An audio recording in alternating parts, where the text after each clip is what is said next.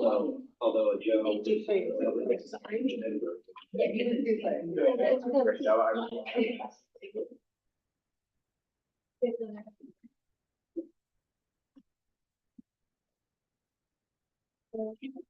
We are live on YouTube. I'm going to also record this as a backup.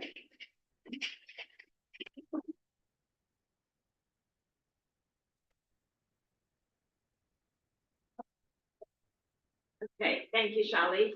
Good evening, everybody. Welcome to the Citizens Association JPA board meeting of March 14th, 2024. Happy Pi Day. My daughter woke up this morning and reminded me it was Pi Day. She's very much into Pi Day.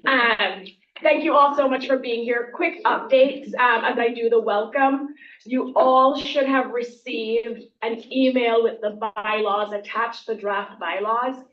In that email, we have the timeline for the review of those bylaws and when they will come back to us as a board to vote on them.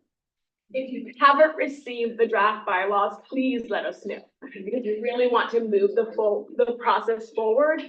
But we also want to make sure that every city has an opportunity, whatever process your city wants to follow, but every city has an opportunity to review those bylaws, discuss those bylaws, and then on April 12th, you will send your feedback comments. If you have no comments, that's okay too. But if you have feedback or comments, please send them to Shali. And then at the last board meeting, as you will recall, we voted to appoint the executive committee as the bylaws subcommittee.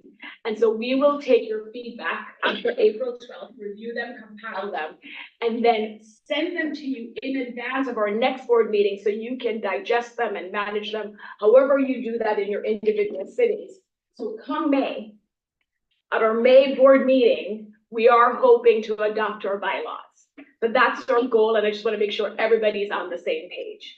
The second thing I wanted to announce is our next meeting in April will be in Sunnyvale. Remember, that's one of the things we agreed. We're going to have one meeting mid-county and another meeting South County. So our next meeting, thanks to Larry Klein, the mayor of Sunnyvale, and also my first vice president, we will have our April meeting in Sunnyvale. And then at the end of the meeting, I'll make two other announcements, but I wanted to make sure that at the beginning, when I know people pay the most attention, I said those two things. So with that, thanks again for being here. Shali, let's do the roll call. Thank you. Ann Bybee or Sergio Lopez? Here. Did you say Sergio's here? It's not so much to do. She RSVP that they can't make it. Sheila Mohan. That's me. Lisa Fliger. Stanley Mock. Matthew Hudes. Here. Carmen Montano. Here. Javid Elahi. Present. Mark Turner.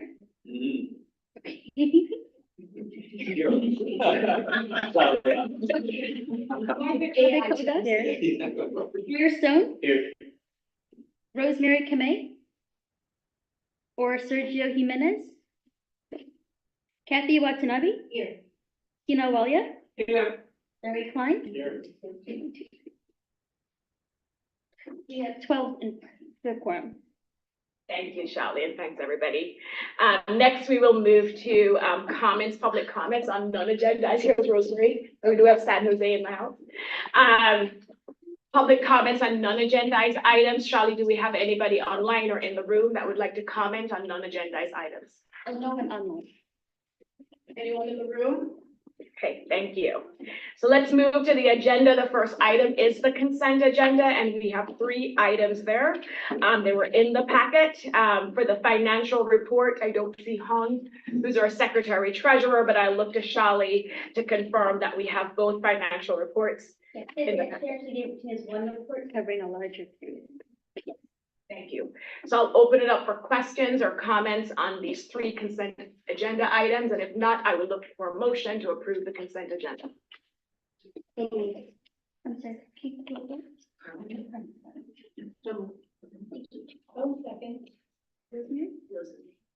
Thank you. So we have a first by Carmen and seconded by Rosemary. Do we have any public comment on this item? None online.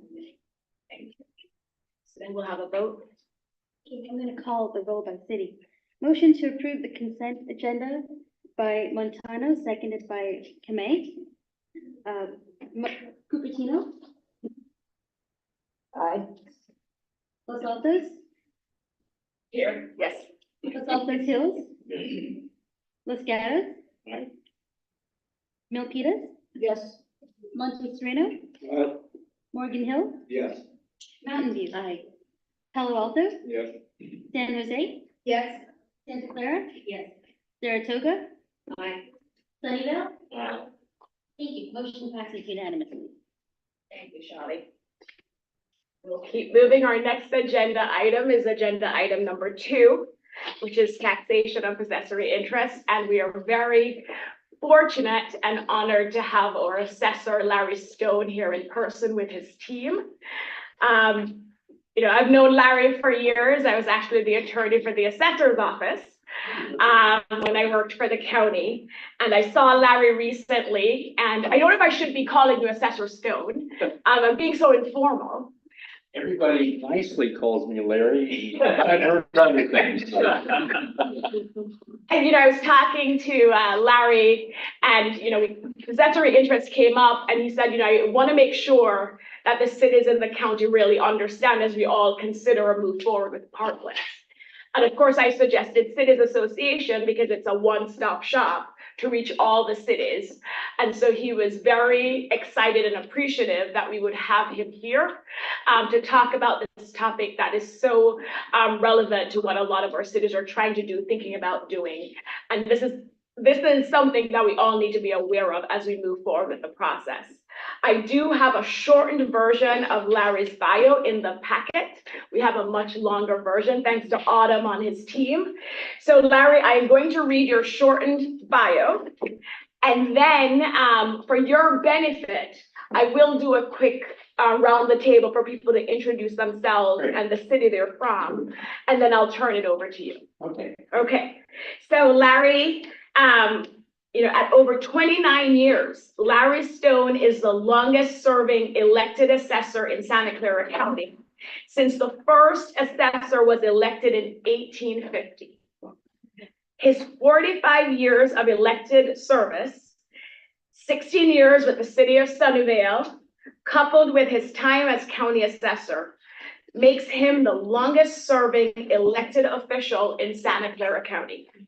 Larry and his wife Carmen have lived in Sunnyvale since 1970, where they raised their 3 sons.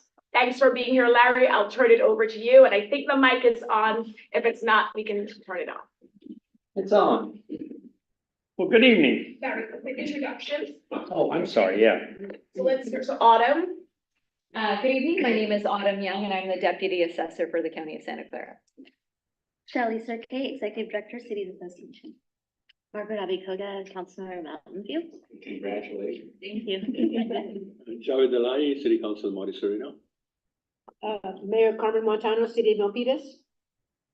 Sheila Mohan, Mayor Cupertino. I got an easy name for you, Greer Stell, Mayor Palo Alto. Stan Mock, Mayor, Los Altos Hills. Tina Walia, City of Saratoga, Council Member. Jenny Quinn, I'm the legal counsel for this organization. Rosemary Kamei, Vice Mayor, City of San Jose. Larry Klein, Mayor of your city. Matthew Hudis, Vice Mayor Los Gatos.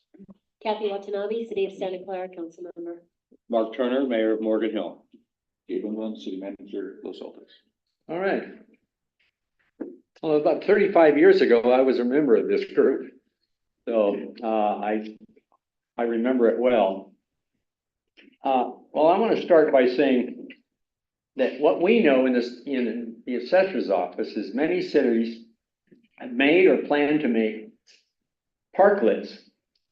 Many of them were created at COVID time, permanent, sometimes refiguring streetscapes, including structures with canopies and enclosures to accommodate the businesses and their patrons. In essence, it appears that these private entities are being conferred with the rights and benefits of public property.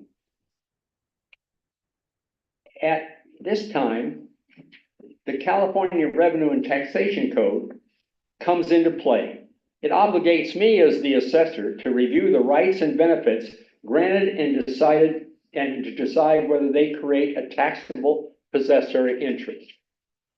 Whenever a commercial property occupies a public facility, which includes public streets and sidewalks, the provision in the Revenue and Taxation Code called possessory interest, or PIs as we call them in the office, comes into play, which is a claim or right to possession of public property by a commercial enterprise, which may trigger a taxable activity.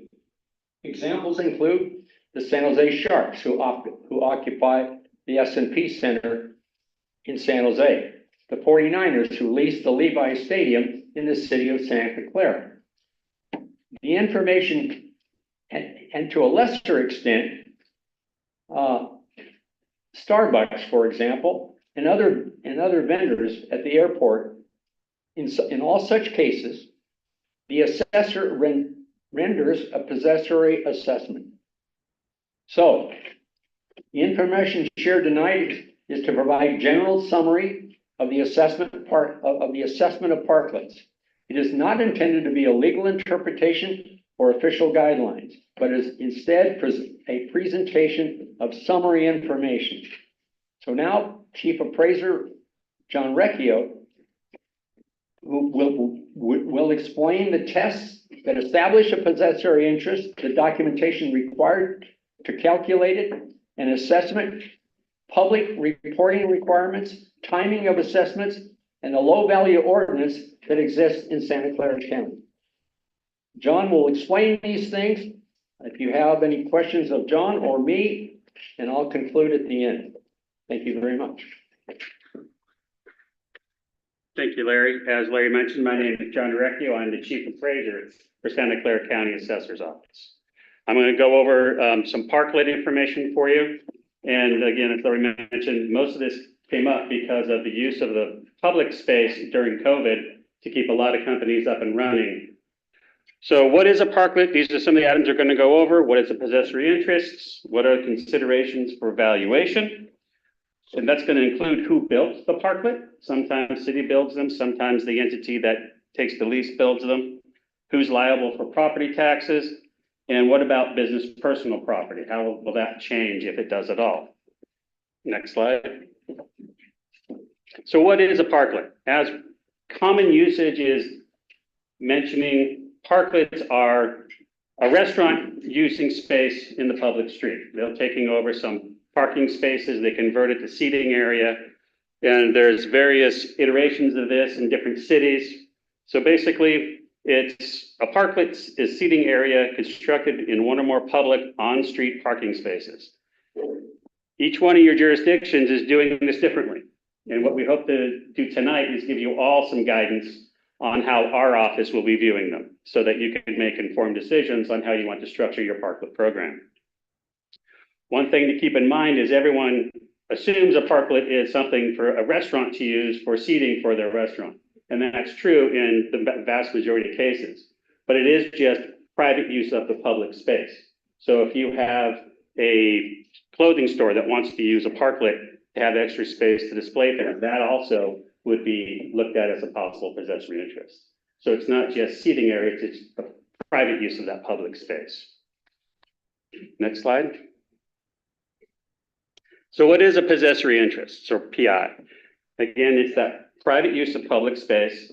The interests result from either actual possession or even just the right to possess the real property. So if you have an instance where, one business wants to have that right in front of their business and take up some parking spaces, the business next door doesn't want to have any seating there, but they want to maintain it as parking, that's fine. But if they say, okay, I want to make sure that nothing happens in that space, so I'm going to get the permit or use license to occupy that space, but they never actually occupy it, the rights to the occupancy to control that space still creates a possible possessory interest. And that may be important for you to recognize as well. So it is also related to improvements that have been made to, placed on the land owned by the government agency. So if the government was to go in and build these parklets, that creates one scenario. If you were to say, here, you can use this space, and the business creates those parklets, the structures, that creates a different scenario for our valuation. I'll go into that later. Next slide. So in order to qualify as possessory interests, the possession must have independence, durability, exclusivity, and a private benefit. And each one of those is delineated here. The possessor must have the right and ability to exercise significant authority and control over the management of the facility or the space. So we often get documents that a company is managing a public facility and they're not really doing it for profit. There's no profit to them. They're just a manager. The city has hired them to manage a facility, say this facility here. That would not be a possessory interest because they're not gaining any profit from it. They don't control the facility. The city's controlling it. They're just a manager of it. Durable. So typically this would be a signed lease. That's the best way for us to look at it. But also recurring use over multiple years creates durability in the eyes of the Revenue and Taxation Code. This comes into play for displays at a convention in a convention center. If you have the same convention that comes in year after year, and the same people have booths in that convention, they get a taxable possessory interest to the space that they occupy. They're not there all the time, but that recurrence every year creates that possessory interest. The exclusivity, this is where a lot of people kind of get tripped up, right? The parklets, they're in a public space, people are walking through them possibly. They're not as exclusive as being in the restaurant, but the exclusivity comes from that entity has a permit to use that for a use that is making them a profit, or they have the right to use it for commercial use. Doesn't even necessarily have to be profitable, right? And then the private benefit. So again, doesn't have to be profitable or financial. It could be, I want to do this with my nonprofit organization. And so they lease out a particular space year after year after year. They are going to receive a taxable possessory interest. So I'm going to stop here for a second, see if you have any questions about these 4 items that make up the possessory interests. Yes. So if say somebody has a parklet, they don't use it exclusively or for private benefit, but the public could come along, anybody could sit in that parklet. Does that also have an impact on that restaurant, let's say, that uses it for their customers too? If the area is a public area that the city has put together, Yeah. So they've built this parklet, they put in city seats, tables, all that type of stuff, and it just happens to be in front of your business, that does not necessarily make that a PI for that business. Because anyone can walk by, sit down, enjoy their meal, or just sit there, and this business can't force them to leave. But if the business builds it, and again is available for public use, how does that work? So if the business builds the parklet, they have to have a right to build it. Got it. Right? Okay. The city wouldn't allow them to just put a parklet in a parking space. Right. Without some right to use that. Okay, got it. So that's what that comes in. Okay, thank you. Yes. Yeah, thank you. It seems that one of the distinctions between the examples that were given about about the sports arena or Starbucks is that those entities are paying a substantial lease to the agency. I don't know about all of you. Our restaurants don't pay anything to use the parklets. And in fact, the cost of the parklets was split in the development between the town and the businesses. How it qualifies here, I don't know, but it seems to me, at least in the mind of our businesses, there's a distinction, because they're not asked to pay a substantial lease to use those spaces. So the amount of money that changes hands is not the indicator of market value of that space. So that may be one indication if a particular city charges, $5 a square foot in order to use that space as a parklet, or another city charges $0. What the assessor's office will look for is what's the market value for that space? What is that entity gaining by the use of that space? And there's a couple of different ways we will most likely go about doing that. One is looking at other cities and other jurisdictions and what as a whole, these parklets seem to be leasing for on an annual basis. Another is in that particular area, what is land leasing for commercial use? Or what is space in a restaurant worth during that time period? So there's a number of different things that we'll be looking at. In the lease from the city to the entity will be one of those items, not necessarily the only one. John, I want to add to that.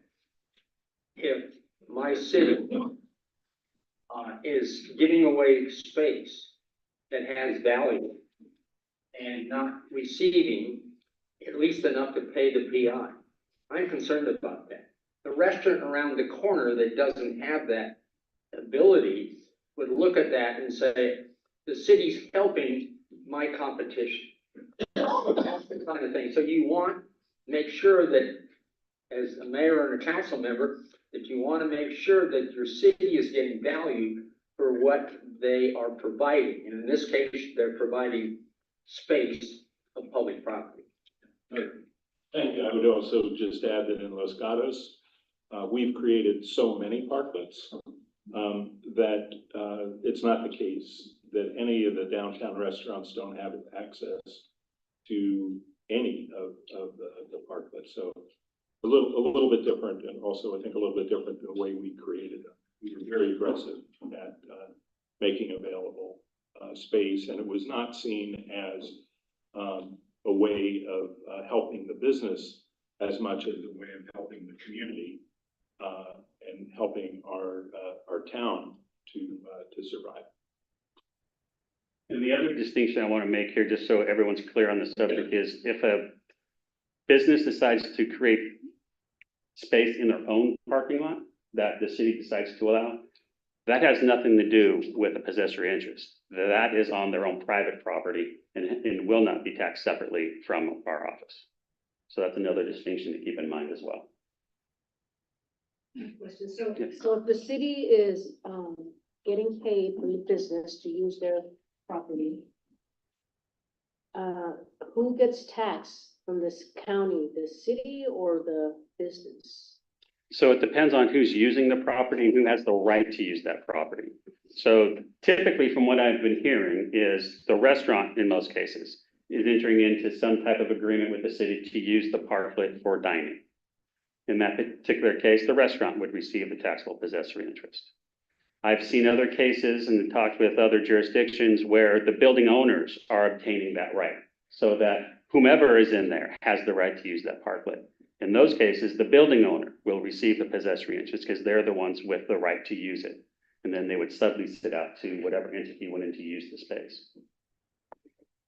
And I know you're focused on parklets, but how does this relate to seating on sidewalks, tables on sidewalks in front of restaurants also? That's something that, I talked with the assessor's office in Santa Barbara. They have had that type of situation for decades, and they issue PIs for it.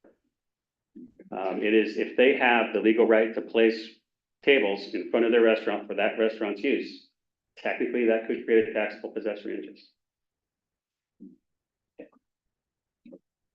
I was just going to add that the city of Santa Clara was actually involved in a possessory interest issue with the 49ers because of that claim that, if we have a municipal stadium and they are leasing the stadium during the year, and the issue was that we felt that they should be paying for the whole year. The argument was no, that they only use it for half the year. So there was a big lawsuit. Thank you We again. agree with you. Yeah.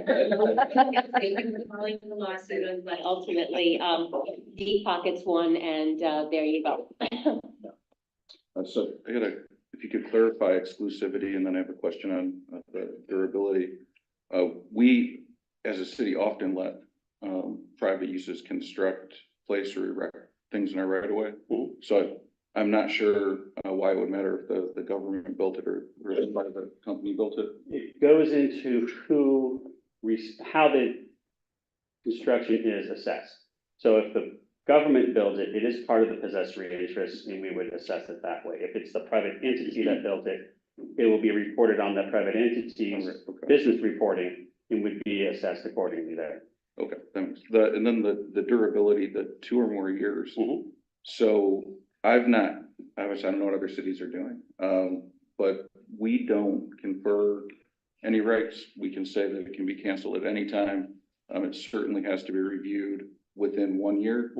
And we can revoke the license with the cost. We actually put in there that it's not a lease, so we're not transferring specific rights, it's a license. So under the durability, how would you look at a city who's making it good for less than 1 year, and then we have to go through a new cycle?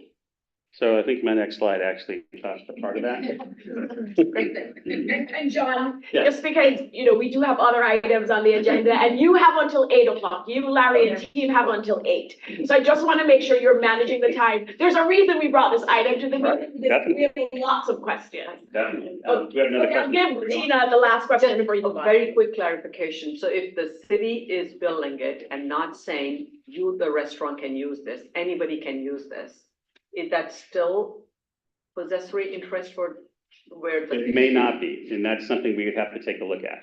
Okay, that's where I was going. Thank you. So the next slide. Oh, wait, you're here. Okay. So in this law case, Matson versus Contra Costa County, the operator of a restaurant at a golf course was deemed to have a possessory interest. The private benefit was there. They were running it for profit. And then his possession was marked by independence, durability, and exclusiveness, even though the right wasn't conveyed by contract or lease or anything. He was just put there to run the restaurant for profit. So it doesn't matter what the jurisdiction calls the document that gives someone the right to use it. If they have the right to use the space, that is the right to use the space. It could be a permit, a lease, a fee that they have to pay annually, a contract, whatever it's called. We look at the actual rights that are conveyed. In terms of the multiple year durability, if that restaurant uses it for the second year, that creates that durability in the eyes of the Revenue and Taxation Code. So if the restaurant is there for only 1 year, they won't see a possessory interest. But if it goes over the lien date and they're there for a second year, then that second year creates that durability, and they'll be taxed from the second year moving forward. We won't go back and capture that first year, but we'll capture the second year and then moving forward. And what the city of Santa Barbara, or the county of Santa Barbara, has seen is that there's a concept in the Revenue Taxation Code for PIs called the anticipated term of a possessory interest. And this goes into how long that particular entity would be expected to have and hold that right. And they've seen in Santa Barbara County that the right to put tables and chairs on the sidewalk in front of a operation typically has a 5-year life, which, typically restaurants, 5 years is a pretty good run. So, they determined that in their county, they have a 5-year expected term for their PIs for that type of use. Any other questions on? Yes. Food trucks, sometimes they park in public spaces. If they have a permitted use for that space, then they may be accessible as a PI. But typically, it's not. From the things that we've seen so far, they actually congregate on private land and operate like an area for 5 or 6 or 7 food trucks to be. Very rarely does that happen on public land and on a recurring basis enough to cause the possessory interest. Yes. Has this always been in existence, or is this a post-COVID? These laws have always been in existence. Thank you. So Kitty Moore, Cupertino council member, she's a member of the public. I'm gonna allow her to ask the question because I know so many people have questions. Go ahead, council member. So following on our mayor's comment, I was wondering how can we find out if this is being, like charged to various properties the city might have? So every year we send out a request for information to all the city jurisdictions and in some cities in multiple areas of the city, because multiple areas have leases or licenses. If it's reported to us, we take a look at it. If there are these use fees and licenses or permits that have not been reported to us, we may not know it's there. So part of what I'm going to go over later in the presentation is the reporting mechanism that we send out annually. And hopefully, I think we have a handout in back that has our city contact for every city that you can take a look at and make sure that's the right person to report the information to us. And if not, then you can give us an additional contact that we can get this correct information.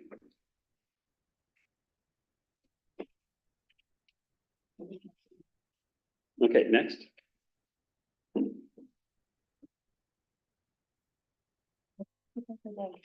Yeah, there's one more sample. Let it go back.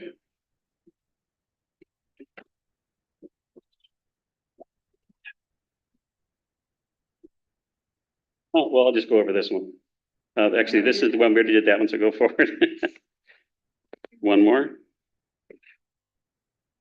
All right, so it's not in there. Okay, so I'm going to talk about another example that will kind of bring home, I think, all the different issues surrounding parklets and things of that nature. And that's the example of commercial rafting outfitters that have rights to use rivers. Up in El Dorado County, the county issues use permits to approximately 80 different river rafting companies. They are the only companies that are allowed to charge for river rafting excursions on that section of the river. They have been adjudicated to have taxable possessory interests for the use of that river. Now, it doesn't mean that private people can't get in their own boat and go enjoy the river. It means that these outfitters have a taxable possessory interest because they have the commercial use of that public property, the river. And that was Scott-Free River Expeditions versus El Dorado County back in 1988 was the court case. So it's a good explanation of the exclusivity doesn't mean against all the world. It's just you have the exclusive right to use that for a commercial purpose or private benefit. And even that exclusivity, that limitation of permits is what kind of creates it for the river operations. So you would have only one license to use that one spot for a parklet. That gives you the exclusivity that needed to do the possessory interests. So considerations for PI valuation.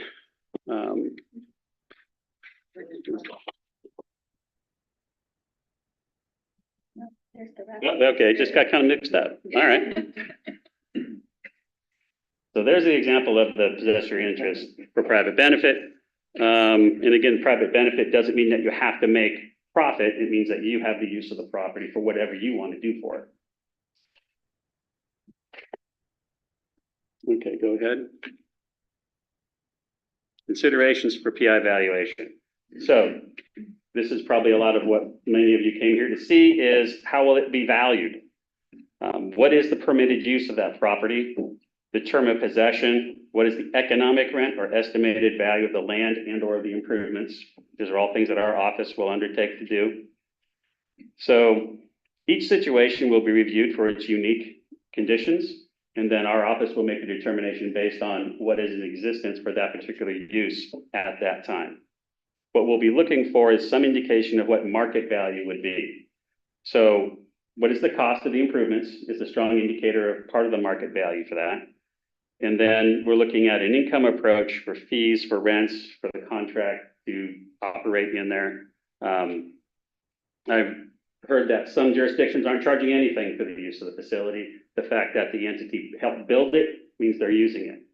What will be interesting, we'll see what's the second and third generation of the PI use for a new entity that comes in. How will that look? That may help determine some value. Again, I mentioned looking at lease rates for restaurant space. What they're doing is adding seating space for their restaurant. That has value. We may look at what that value would be on the open market. So we'll use the income approach, we'll use the cost approach for most of the improvements. And we'll just we'll have to figure our way out, just like everyone else in this room is and all the other assessors' offices are. We have to come up with a way to value these things.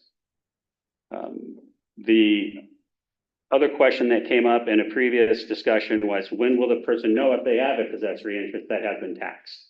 We send out the notice of assessed value every July. That will be their first notice that they're being assessed. They have the right to appeal that. So just like any other property, all the same rights come with it. You can appeal the value. You can ask us for proof of how we came up with the value. All those property rights for seeing your valuation exist for possessory interest as well as all other real property. So any questions on valuation? Yeah, maybe, John, let's leave questions for the end. Okay. So the next question, the slide I have up here addresses promenades. So a lot of cities are actually closing streets and they're having a public promenade now where everyone is walking around without traffic. So kind of nice about that is you don't have these big traffic K-rails keeping people safe, right? It's a big open space for people to put out their tables and chairs and umbrellas. So the use in the size of the promenade space for any particular entity will have to be defined in whatever kind of document that you provide them. So if it's a license, the license will probably have to say some square footage in front of your property. You can go up 10 feet, you can go up 20 feet. All that type of information is what we would need to see in order to make a value determination. They don't, again, have to have exclusivity against all the world. The public may be walking through the space, but they have the right to use that space for the commercial venture. And again, on the weekends, if there are big events happening in these public spaces, the fact that they have it other times means that they still would have a possessory interest. They just have to be valued accordingly. So we would take a look at all the documentation and what is going along with that promenade space in order to make that valuation determination. Next slide. So size considerations, we've seen everything from 2 spaces in front of to 5 spaces in front of the building. And then lately I've noticed that some jurisdictions are allowing use of space in front of a neighboring business. So we would have to know that as well, who's actually got the right to use the space. Storefronts, sidewalks, parking spots, promenade space, all those things are what we'd be looking at as parklets. And again, it's not just the establishment of having a table and chairs. Some entities may want to put out their other goods that they sell. That's all considered the same type of PI. And next. So one of the articles that we've seen indicates that fees that are ranging from $2 per square foot to $5 a square foot. The city of Palo Alto has a program that they're charging the restaurants from approximately $9,000 for a single spot to $18,000, $27,000, depending on how big of the spot, the parklet that they are being leased. So again, this is a case where a particular restaurant may have just the space in front of them for $9,000, or they've gotten the rights to the space on the other side, and it's 3 times as large, so they're paying 3 times as much. What we've seen in some of these cases is that the restaurant that wants use of that parklet is actually getting agreement from the adjacent businesses to obtain that parklet in front of the other businesses. So we would have to see what that looks like, see if there's any compensation that goes along with that, right? To see what kind of business is being done between those entities, if there is any, or whether it's just, yes, I'm not going to use it, go ahead and use it. And then most of the terms are annual. We haven't seen any long-term leases yet for a parklet space. Okay, next slide. So are any of those fees waived, especially during COVID? These are all post-COVID. So we haven't really seen too many parklets or anything that we recognized as an accessible parklet prior to COVID. No, it's okay, Mayor. Continue, John. And again, the market considerations, the parklet fees or rent are only a single data point determining the accessible value. We'll be looking at, all the things that I mentioned previously based on the market value of the space that's being used. And that's really the important thing to take away is what's the market value of that space, not whether or not the city has given it away for free for that entity to use. Go ahead.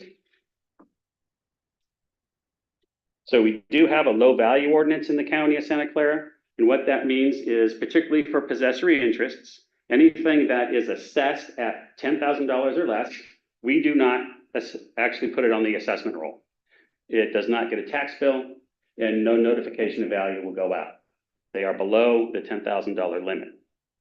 So we're hoping, and we have to see what the market does, but a lot of jurisdictions have valued these things and are below $10,000. We'll see what happens, but that would be the best outcome for everyone, I think. And we're gonna take a real hard look at that and see what comes up. But there is that low value ordinance, which will hopefully help a lot of people on these. And that's $10,000 of taxes, not assessed value. No, assessed value. 10,000 of assessed value. Yeah. Yeah, okay, I guess you're right. Yeah. Which basically it's set at a level that anything below that costs us more to generate the assessment and the tax bill than the revenue would bring in. So we just don't do it. We still do the assessment on our books. We just don't actually issue the assessment and have the tax collector try to collect a $70 bill that took us $100 to generate, right? Next page. Prop 13 values. Nothing about possessory interests will affect an existing property's Prop 13 base. It is its own unique property tax. So if the business owner or the building owner decides he wants to go get that parklet so he can include it in his leases for subsequent tenants, it does not affect his Prop 13 base for that building. It's a separate and distinct assessment. Next, this question came up already. Who gets the assessment? The assessment goes to, again, in the sample where the building owner obtained it, they would get the assessment. If it was just the operator of the business that obtains that use, they would get the assessment. And how to report permits and licenses and when to do the report. Next slide, go into that. So this covers how we do the who gets it. And go ahead and go to the next one. So who's building the structure, the business owner or the city? We have the example of they're sharing 50-50. In those type of situations, the whole thing would be on the PI because technically the city will end up owning it if that entity were to move out and stop operating. Is it permanent or movable? What department issues the building permits license? This is something that we're going to want to know. We've had different jurisdictions issue use permits using different departments within the city. We typically interact with the building department. That may not be who is issuing the use in different cities. It may be someone else. So we'll go into that in a little bit. Go ahead. This is the report that we send out every year to all the jurisdictions. Someone in your city is receiving this. There may be multiple people in your city receiving this, depending on who is issuing uses. We also send it out to all the different school districts that rent out their old schools to private schools. This goes out to them. The Parks and Rec people get a copy of this for anything that happens at Parks and Recreation facilities. So we send out hundreds of these every year to all the different jurisdictions and sub areas of jurisdictions to try to get as much information as we can. The document here is the state approved document. We also send out the attachment that we send out what we received last year from every entity, say, here's what you gave us last year. Has anything changed? And a lot of people appreciate that because they don't have to fill it in every year, right? They just put in any changes, which helps them and us quite a bit. Go ahead and send the next slide. Business division reporting, we kind of talked about this a little bit. If the entity builds the structure, then we would expect them to report it on their business filing. The other things that would show up there most likely are things like heaters, chairs, tables, anything that they use to outfit that parklet would be a business property that they would have to report on their 571. And then the business division would pick that up. Next. I included this slide here just to give everyone the legal authority for what we're doing. And there's a very important aspect of this, which is the Revenue and Taxation Code 107.6. So this section delineates that it is the jurisdiction's responsibility to notify the user of the property that they may be liable for property taxes due to possessory interest. If this is not in the document that they're using to obtain those rights, they have the right to sue the city for payment of the property taxes. And they're assumed correct. So the city would have the burden to prove otherwise. But whoever's being assessed. And then there's a link to the assessor's handbook, and then the actual rules for possessory interest is linked there as well. We have some handouts with this information and the links and the QR codes. We sent it both electronically, and then there's handouts back there on the back table. And Autumn, will we get these slides as well? We can. Yeah. No. I think you actually have them, right? Yeah. Oh, yeah, Yeah. We can share them. Yes. Okay. I would recommend sharing them as a PDF as opposed to a PowerPoint slide. When you send them out, then they can't be as easily changed. No, thank you, and thank you, John. I will address the elephant in the room, right? Because a lot of our cities decided to do these parklets, as Matthew said, from Los Gatos, not only to help our businesses and restaurants, but also for our community. And so the concern would be, we don't want to discourage the restaurants from wanting to do this, because then a tax will be imposed on them. And so can you talk to that? Are there, I appreciated seeing that low value ordinance that the county adopted, and I wonder how they arrived at that 10,000. Could it be higher? So that we get that exception. So could you talk to that as cities where we want to do this and we want to encourage our businesses to do this, but we don't want PIs being imposed on them, and then, you know, especially for cities like Palo Alto that are already charging them a lot to have these parklets. So the low value ordinance came about for mostly the reason I talked about. It costs us more to generate the tax bill and collect it than the taxes that we would obtain, right? So that's why it's set at $10,000, which would generate a $100 tax bill. When we did our cost studies with the assessor's office and the tax collector's office and the collections office, that was the threshold that the county decided to set, was $10,000 assessment. If those costs go up, it's possible that that low value ordinance could increase, but that would take a whole nother ruling by the county board of supervisors. Those supervisors will be very. I believe there's no restrictions there apply the possessory interest. I mean, the low value ordinance can go. I personally believe it should be higher. Yeah. In our county particularly, or one of the wealthier counties, but we're limited to 10,000. I was the one that proposed it went from 5,000 to 10,000. This was like 20 years ago. There is a section of the Revenue and Taxation Code that caps that low value ordinance. I don't know what it is right now for simple real property. For certain areas in convention centers and in fairgrounds, it's much higher. But for real property overall, possessory interest has been set at 10. The low value ordinance affects regular real property at a $5,000 level. So if you were to own a parcel somewhere and its value was less than $5,000, we would not send out a tax bill on that. Thank you, John. I think Larry wants to close us out, and then we'll open it up for questions. Well, a couple of things. Pay attention to the value of these things. Restaurant that I attend regularly in San Jose sorry, Larry, but I should tell you. Thank you. Told me that they doubled their table space. So they're using twice as many tables for nothing because they did it during COVID. Now, if I'm a restaurant, whether in that parklet area or not, I'm concerned about a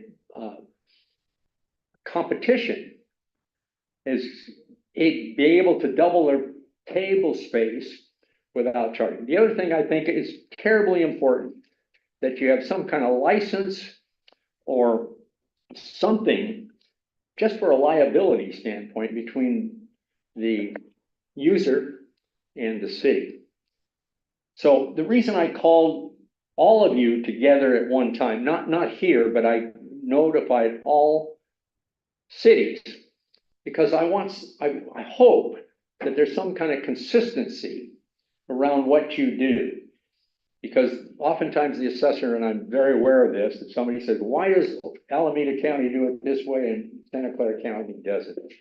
So whatever you put together has to be legal, of course, but if you can do things that are consistent in the types of arrangements that you make, that makes it much easier for the assessor's office, and it makes it much easier for you by saying, the reason we're doing this is because it's the consistent what's going on in the county. That's all I have. But I hope that you'll work with our office. You know, this is the law, and the assessor, can't tell you how many times I've said in 29 years, but it's the law.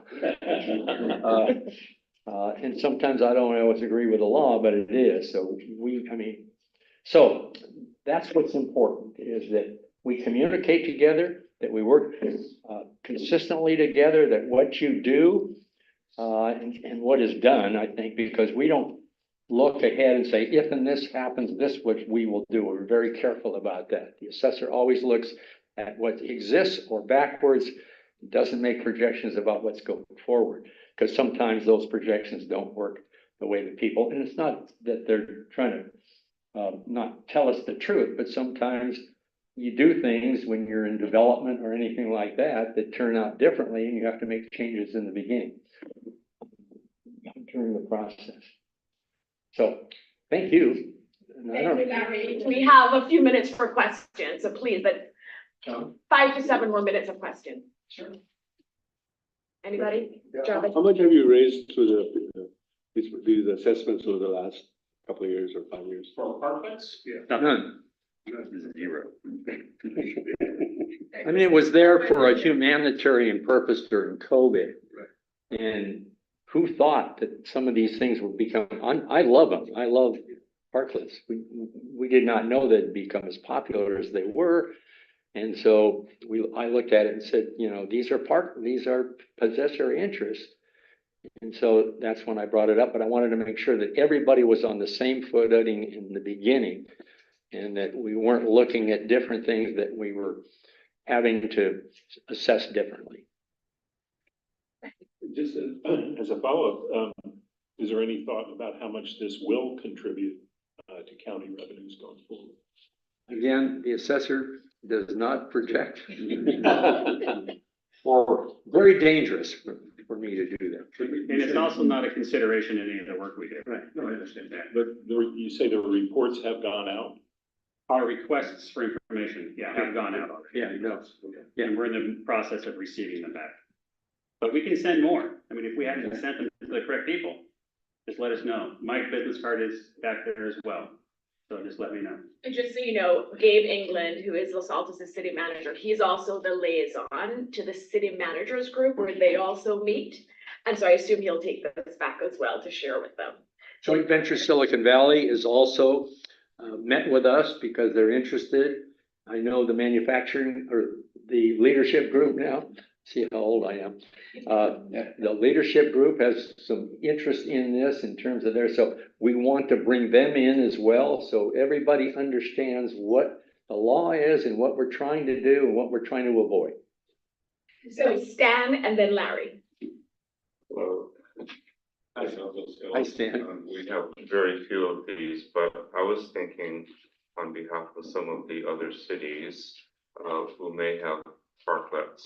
And I was thinking that, approximately 400 square feet, a two-car parking garage, let's say, the charge for that was, in the neighborhood of $18,000. Is that correct? That sounds in the ballpark. Okay, so if the city had 100 of these, let's make it really easy, that would be like $1.8 million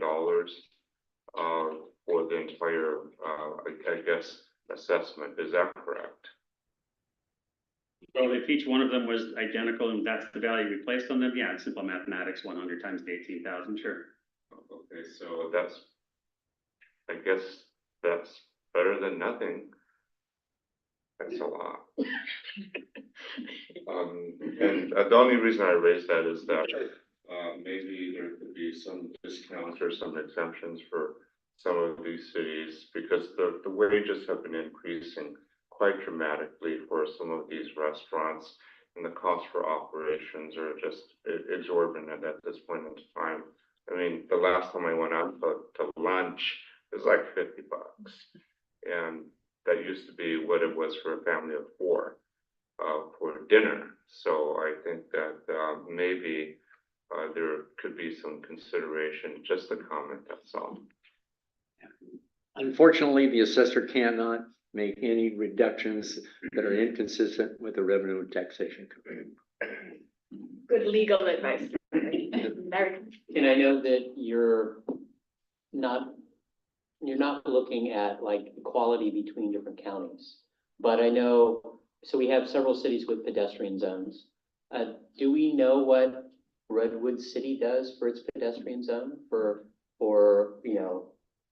and I know parklets was part of this, but I look at the pedestrian zones and attracting people to your downtowns. And just wondering, is San Mateo County doing something similar for their closed streets? Just wondering. They will be looking at PIs as well if they have that exclusive use. They haven't, and so they've been closed for. I don't have any information.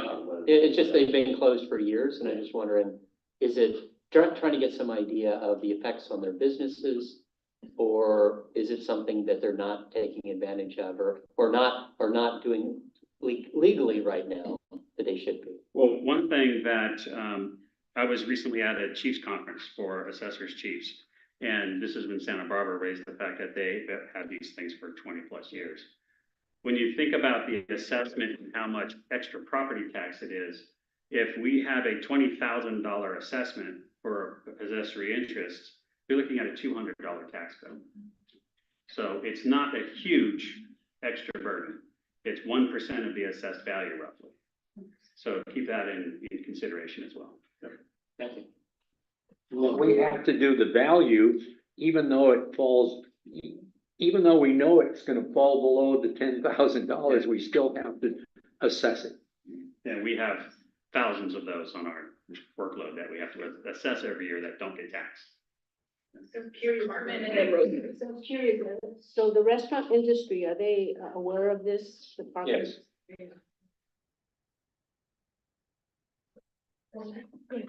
So it sounds like this will sort of take into effect in this next year cycle in terms of when people receive their property tax. Is that correct?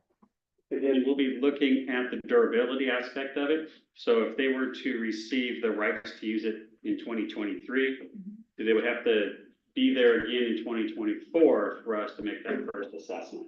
So they won't receive anything this year. In 2022, 2020, I mean, if there has been that. If they had the legal aspect of it, so if the city actually gave them the permits or the licenses during COVID, then that something we have to look at, but most cities didn't.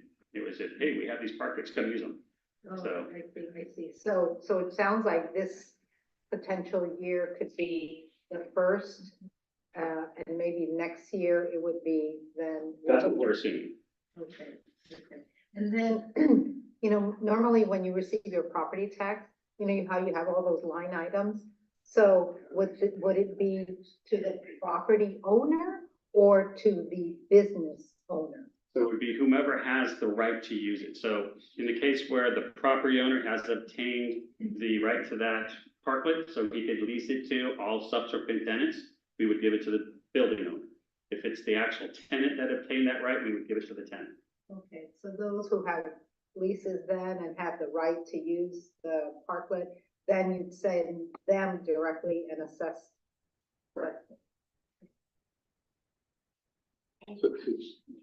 Job and Tina, then we're gonna close questions and comments and close the item. Go I ahead. was wondering, you got thousands of these parklets all over the county. And it's probably, too much of a job for the entire assessor's office to do, really, to access it. So are you thinking about artificial intelligence to get into this, figure this all out? Evaluation, no. The artificial intelligence isn't close to being. Too many variables. Okay, Tina. Okay, I'll go back to my question. So if the city builds it and the city doesn't lease it, and the city cannot then put the chairs, or the city does the chairs and tables, I'm trying to figure out the boundary where it's very clear. So think about it as like a park, right? The city develops the park, puts the benches in the park, puts everything there for everyone to use. There's no PI to that. So it has to be 100% city. City has to keep on maintaining Exclusivity. Yeah. Exclusivity. in everything. Just wanted to be very clear about that. Okay, thank you. Thank you. Thank you, Larry. Thank you, Autumn. Thanks, John. Thank you so much for being here. This is very helpful. It's the Good. start of many conversations. That's right. Any public comment? Any public comments, Shali, online or in the room? Kitty? Okay, so I was Autumn, just gonna mention, we do have a webinar that we hosted a few months back that has this information. It's recorded on our YouTube channel, so I'll make sure you guys have that link to send out. Customer service is incredibly important to our office, so we're gonna learn more when you ask the questions, so be sure, John's card is out there. I've got my cards also as well. And asking the questions helped us ask ourselves internally too, so that we get the best information possible. So please do reach out to us. That's what we're there for. great, thank you. And we will bring this back to our city council, our city managers and city attorneys as well. And I'll send the list out, we'll have the list sent out electronically of who we're talking to in your particular cities. I know I only brought, I think, 15 copies, so I don't know if they made it all the way around the room. But as John mentioned, if there's others that we need to have on that list, just make sure we know. No, and I very much appreciated that notice language to ensure that our cities are protected when we give notice to the restaurants and business owners. So thank you again. Thank you very, very much for the invitation. This is very valuable for us, and we hope it's valuable for you. Thank you. Thank you. We'll keep moving. We're a few minutes behind, but that's okay. We'll move on to item number 3, which is our budget. And this is our first review of our budget. We will bring it back in April for final approval. So this is our opportunity to review, ask questions, give direction, so that we can bring it back and have it approved in April. So with that, I will turn it over to our executive director. Thank you. And I have extra copies of the staff report and the budget on that table over there. As the chair said, this is your first read of the budget. I just want to highlight some things for you all, because you can read back and forth. Membership dues will not increase in fiscal year 25. They will remain flat. Should the city of Gilroy decide to reactivate their membership, then theirs will also be flat. We won't penalize them.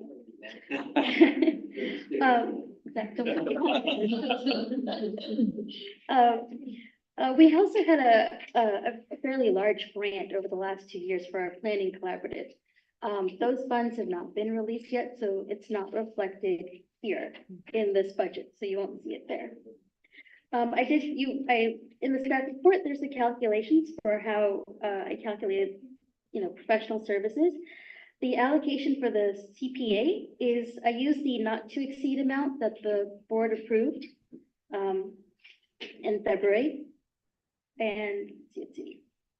Moving down to office, I did remove, the insurance line item updated to reflect the cost estimate that I received from SDRMA. If you choose to go that route, that is a separate staff report in a few minutes. I did remove the line item for the storage center because we don't need a storage unit.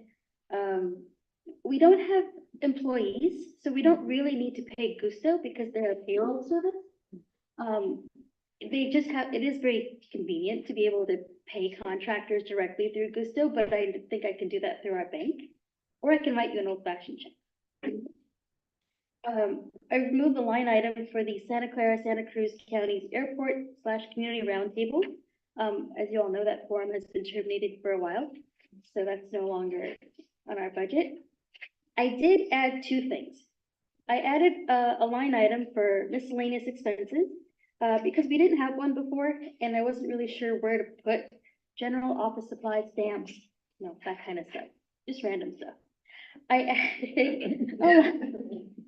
added a line item for conferences and education for the executive director in the amount of $500, just in case there's any additional training that, or I need to go and do in the performance of this job so that I can do it to the best of my ability. That's why that line item was created. Memberships, this is gonna, again, depend whether the board wants to move forward with SDRMA, but this is the membership of the Cities Association in the California Special Districts Association.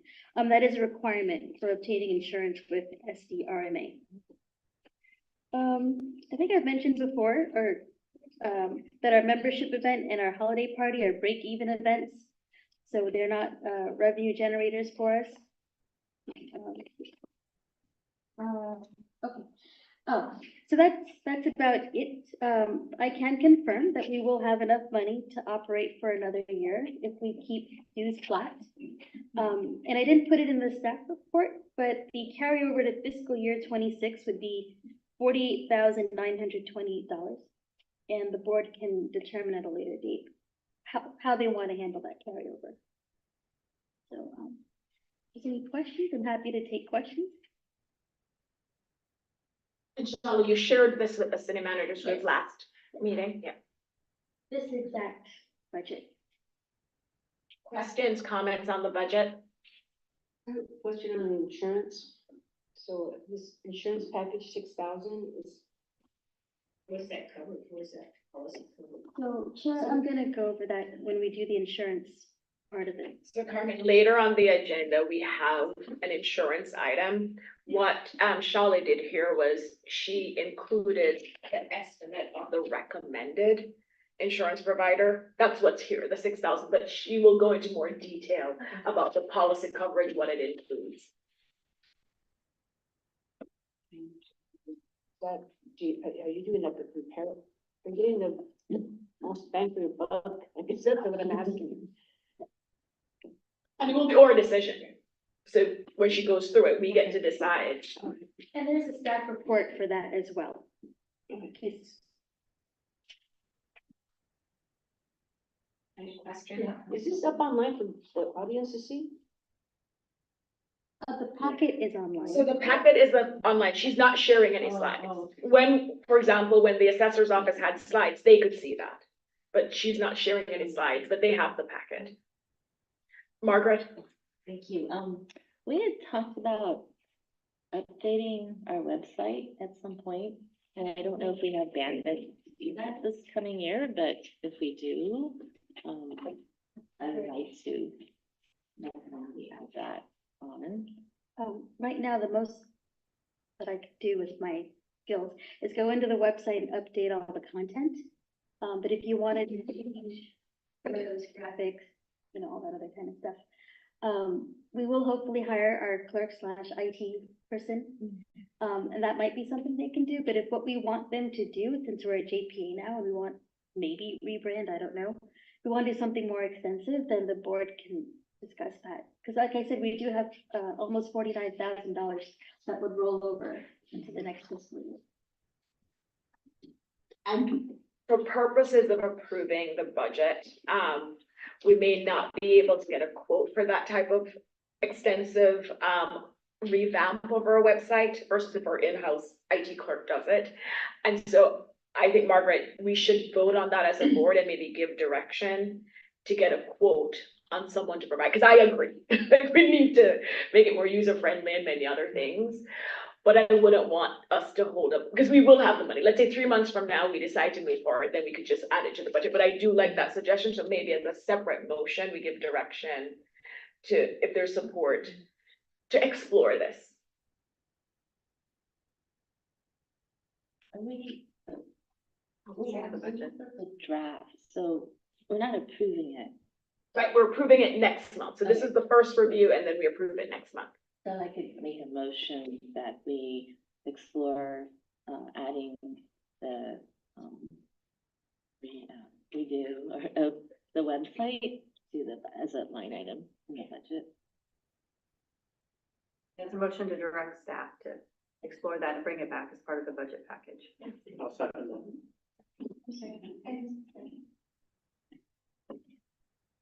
Okay. Motion to explore adding a revision of the website as a line item in the budget to give staff direction to do so. By Abikoga, seconded by Klein. I will take a roll call. Call you by city. Okay. Cupertino? Aye. Los Altos? Yes. Los Altos Hills? Aye. Los Gatos? Aye. Bill Peters? Yes. Montessorino? Morgan Hill? Yes. Mountain View? Aye. Palo Alto? Yes. San Jose? Yes. Santa Clara? Yes. Saratoga? Aye. Sunnyvale? Aye. Motion passes unanimously. Thank you. And just to clarify, Charlie, so staff will be exploring this and coming back with an estimate of the cost, and then we'll figure out how much it is. And then anything else on the budget, anything we want to ask about, add. If not, I'm gonna close comment and questions and then move to public comment. I have one more question. So our memberships, California Special Districts Association, what is that meant? So the, Obliged to be on there? so if we choose to go with the insurance, the SDRMA, the Special Districts Risk Management Authority, if we decide to go with SDRMA's insurance package, which is the recommendation, one of the requirements is that we become a member of the California Special Districts Association. At the city managers meeting, James, guess his last name, sorry, from Saratoga. Sorry, James Lindsay from Saratoga said that it was a good organization to belong to and definitely worth exploring. Now that we're a JPA, we would be eligible. And they have a lot of resources for their members. Okay, thank you. I just have a comment. May I? Yes, please. Well, 5 years ago, 4 years ago, we were not in this position. We have money in the bank. We're not paying rentals to anybody. I think that there might be one exception there that I would have to note, and that's the 571, because we do have some business items that we have to get taxed on, which hasn't been placed in there. That was just reminded to me today by Mr. Stone, Assessor Stone. Secondarily, I think that this is something that I can get into. I can actually approve this. No red this time. Yeah, no. Thank you, and thanks, Charlie. Remind me, because I know we had discussed this at executive committee about the reserves and what our current bylaws. When are we going to have that discussion? Well, it's up to the board when you want to agendize it. I'd like to know what our reserve policy is going to be, so I can update the budget. And I'd like to actually come back at our last meeting for the fiscal year, which may actually be May, with like the fund balance and a more robust presentation about our finances. Okay. So I would like to know what that is, and I would like to know how you want to handle carryovers. Do they just go into the general fund? Do you want me to invest them? The other thing I would also like direction on, is that okay? But I'm asking with that. I don't know. I just, so if there are additional items that you plan to address, even though they relate to the budget, but we don't need to discuss them today to approve the budget, that's fine. Right. Okay, because on the reserves, just so everybody's on the same page, our current bylaws say that our reserves should be 6 to 9 months of our operating budget. In the past, the board has taken an exception to that, and the reason I remember is because Stan reminded me of why we had to do it 1 year, where we were very short, and so we reduced the reserves to 3 months, so we could tap into the reserves. But by default, the bylaws do say our reserve should be 6 to 9 months, and that's a lot for a small organization. And so do we want to, as an organization, reduce, from 6 to 9 months to 3 to 6 months, whatever we're comfortable with? So that's a discussion as a board we need to have. Of course, we're gonna look at the bylaws next month, so maybe that's another opportunity to discuss it. Right. But right now, in our budget, we're still abiding by the 6 to 9 months, which is not a bad thing, right? It's a healthy reserve, and for now, it's okay. So I just wanted to highlight that.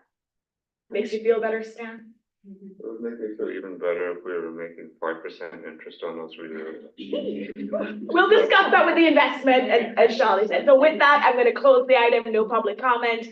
We need a motion, because this is just the first review. Okay, Charlie, anything else? No. Just wanted confirmation, you said we have 6 to 9 months reserve built in this budget already? That's in the bylaws, but it's not built into the budget. Because last year, the fiscal year that we're in now, that's ending in 24, we had approximately 4.5 months of reserve. And the idea was that we kind of save our money a little bit more so that we can build it up over several years to 6 to 9 months. Now, if you decide to drop it to 3 to 6 months, that's a different. Yeah, I just think that it may be appropriate to put a line item somewhere that what is in the reserve, whether it's 3 months, 6 months, or 9 months. But it should show up in our budget. Yeah, Yeah, okay. we should see that in the budget, so we know it. But the $48,000 is less than 6 months, obviously. Yeah. It's probably not even 3 months, so it's just, Well, we go through money roughly $17,000. 70,000. 17,000 per month, that's our rough. Yeah, so burn 3 months would be about 50,000, so. Yeah, we need to know what number there is, so that. Okay, I can have a line item for the reserve. Any money for the website or not, we'll figure that out.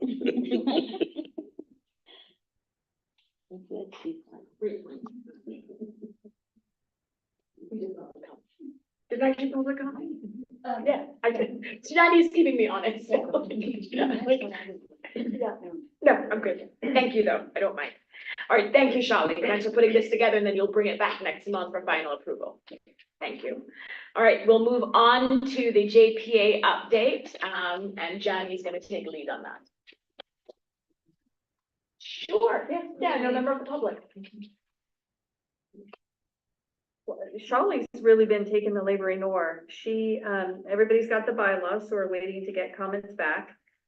Charlie has filed our first paperwork with the state, so we're waiting to get back a certified copy that we have sent the state controller, the JPA, as required, and we filled out that paperwork. We have another piece of paperwork to get onto the public registry.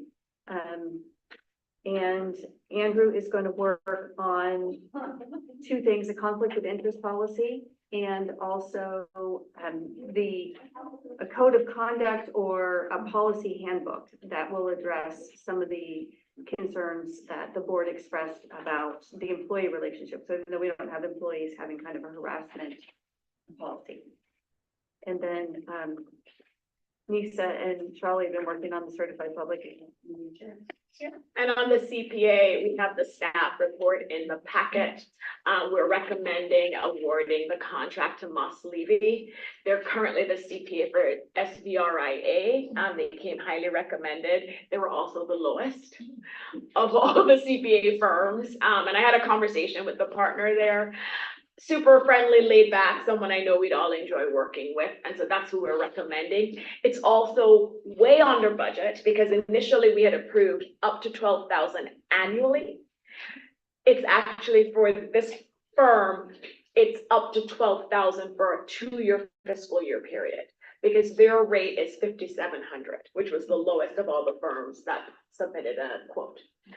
So we're recommending the CPA. And the recommended action is to authorize us to finalize the agreement with Moss Levy and hopefully get them on board and introduce them at our next meeting. Any questions or comments on the CPA piece? Seeing none, I'm gonna turn it over to Shali for the insurance piece.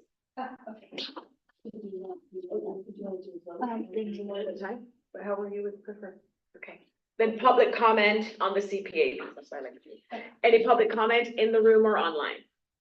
No. So then let's do a motion on the CPA with a recommended action. Okay. Who would like to make a motion authorizing us to move forward? I'll make the motion. Thank To authorize the board to move forward. Second. I'm sorry. Fine, and, Motion to authorize the board president to move forward with, to execute an agreement with Moss, Levy and Hartzheim, made by Klein, seconded by Kamei.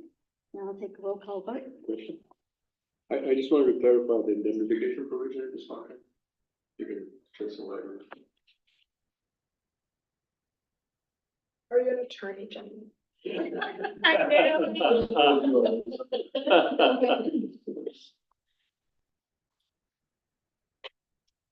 I wait to take the? So it's in the packet. Just to explain what it is. Yeah, this thing. Okay, so the consultant will indemnify, which means they will pay any judgment, they will defend, they will provide lawyers for us to go to court for anything that arises out of their actions. So I have a feeling that this accounting firm is going to do it mostly remotely. So typically you have part of the indemnification is if they were to come on site and be a bad actor. And let's see. And then they will also pay our performance, they'll pay for our attorney fees and the cost. And then the way that the indemnification works is if it's our fault, so we give them all bad figures, we don't give them accurate accountings, that would be the exception. Or if we are the bad actor, we get into a fist fight with them in the room over some issue and it's completely our fault, then they would not have to indemnify us. But I don't know if that's. You don't have any indemnification for them? No, but I will caution, why we built just a little bit of flexibility in is I used as a basis the contract that they had with SBRIA, but the accountant hasn't seen this contract yet. So we allowed some flexibility that for Nisa and I, not to change any real terms, but be able to do some wordsmithing, or if it's anything that we have hesitation about, we'll be bringing it back. But if it's minor, that gives us some ability to make some modifications to the draft agreement. Thank you, Javed. So with that, roll call. Cupertino? Aye. Los Altos? Yes. Los Altos Hill? Yes. Los Gatos? Aye. Milpitas? Yes. Montes Ramos? Yes. Morgan Hill? Yes. Mountain View? Aye. Palo Alto? Yes. San Jose? Yes. Santa Clara? Yes. Saratoga? Aye. Sunnyvale?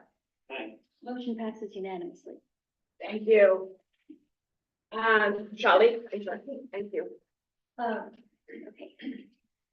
So, again, the staff report, there are copies of it over there, as well as the property/liability package program that I'm recommending.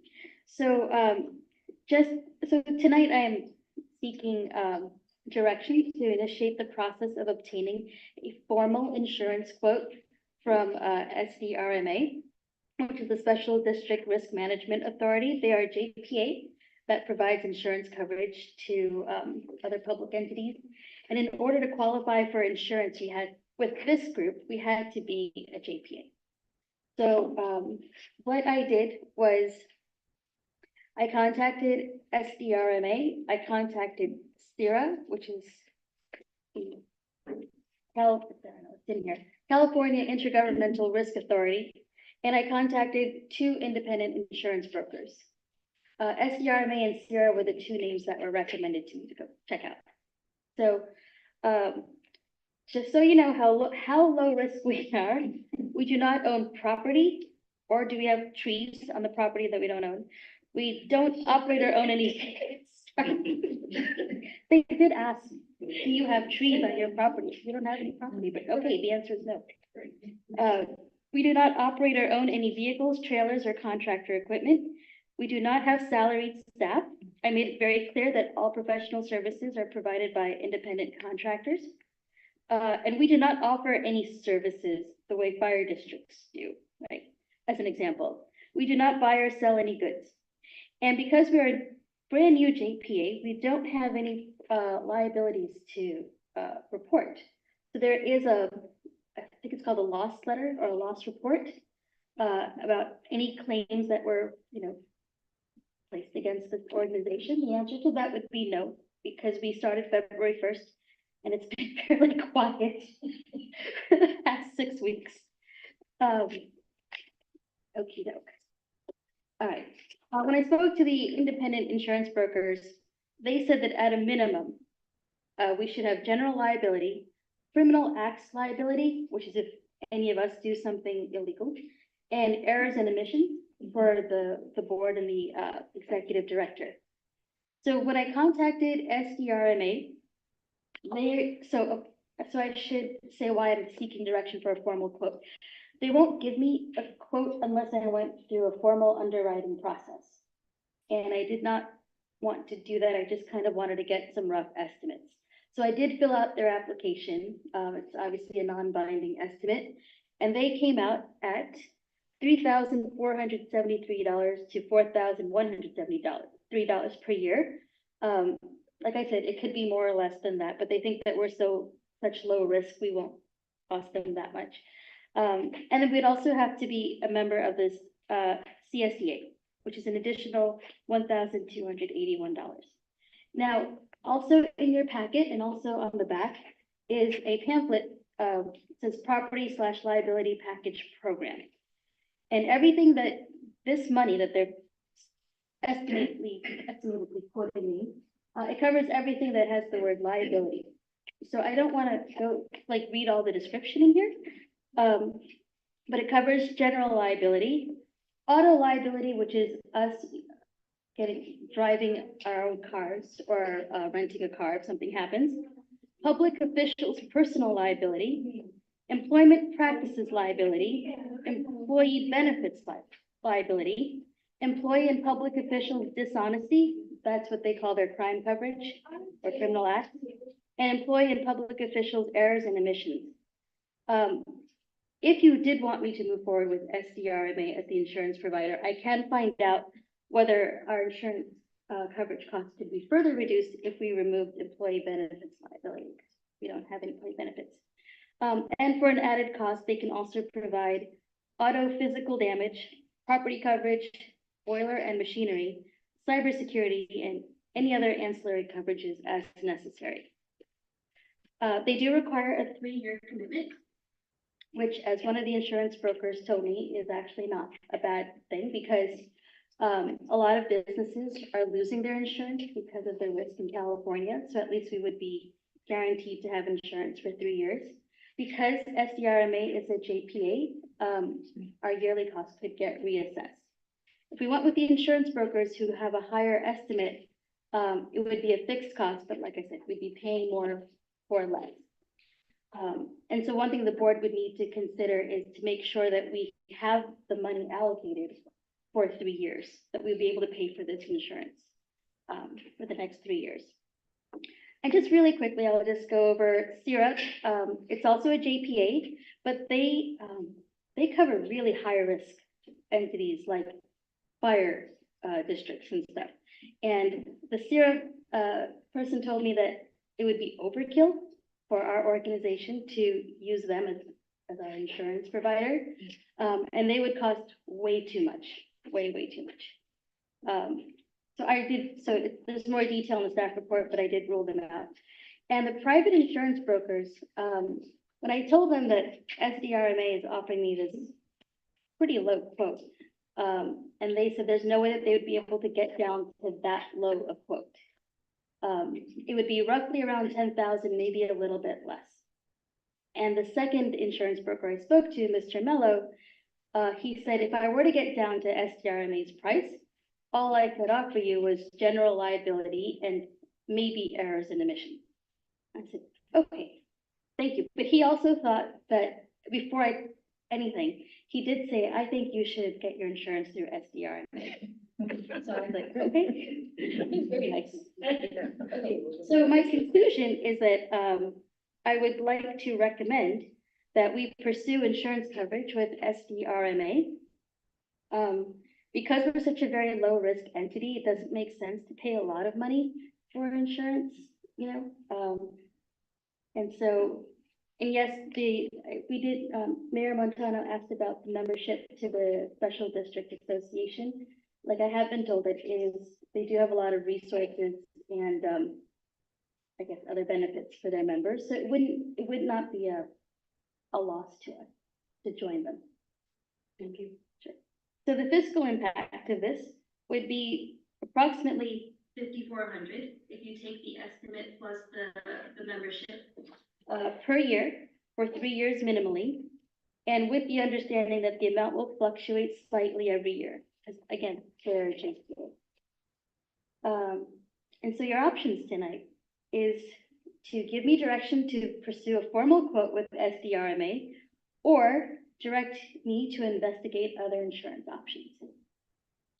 Thank you, Shelley. And when we get to the motion, I may make a suggestion, but questions, comments. The question I have, just going back up to the recommended SDRMA, is it a package deal for this quote? So there are, 1 through 7 items listed, and to your point, we don't have any employees, so do we really need the employee benefits liability?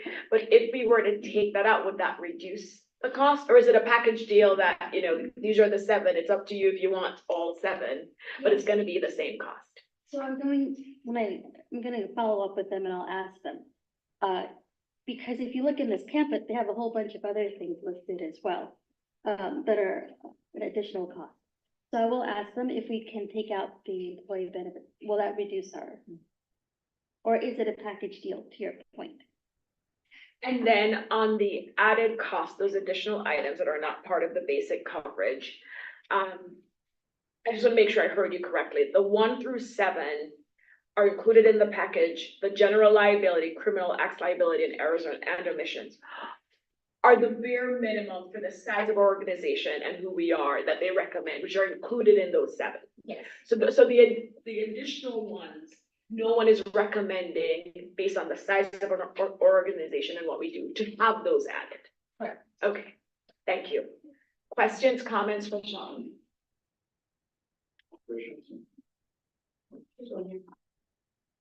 Go ahead, Jonathan. I noticed there's a different deductibles for different things in this insurance policy. And insurance rates depend a lot on how much deductible we take. So you may want to explore if the deductible could be a little bit higher. For some of these, it's like $500 per claim or none. And maybe if we go to $1,000 deductible, the rates might be lower. So you may want to explore that a little bit. Another question, I guess, is a legal one, which I probably should know the answer to, but Shelley is a contractor, but she does do work for the organization. For example, she was kind enough to show up and pick up all 700 from us at her house. Shelley. Last minute. So if she had an accident, would this insurance cover that? Because Look at that. if you're getting the automobile coverage, then I assume it would cover that. I just want to make sure that would cover that. Yeah, my assumption from just reading this pamphlet it would cover that. When I spoke to Wendy, it was before the whole Forbes 700 driving around the town. So I couldn't give her that as an example of because generally I don't really drive around for this job. I do go to the city managers meetings in San Jose. No, I agree with Javed, actually, yes. Even if it's once per year, we know you do it. So I will, so then that's what I should do. I should give her the specific stuff that I do. And I think that you all do. What if you all are driving to come to this meeting here and something? Well, yeah, nobody covered that.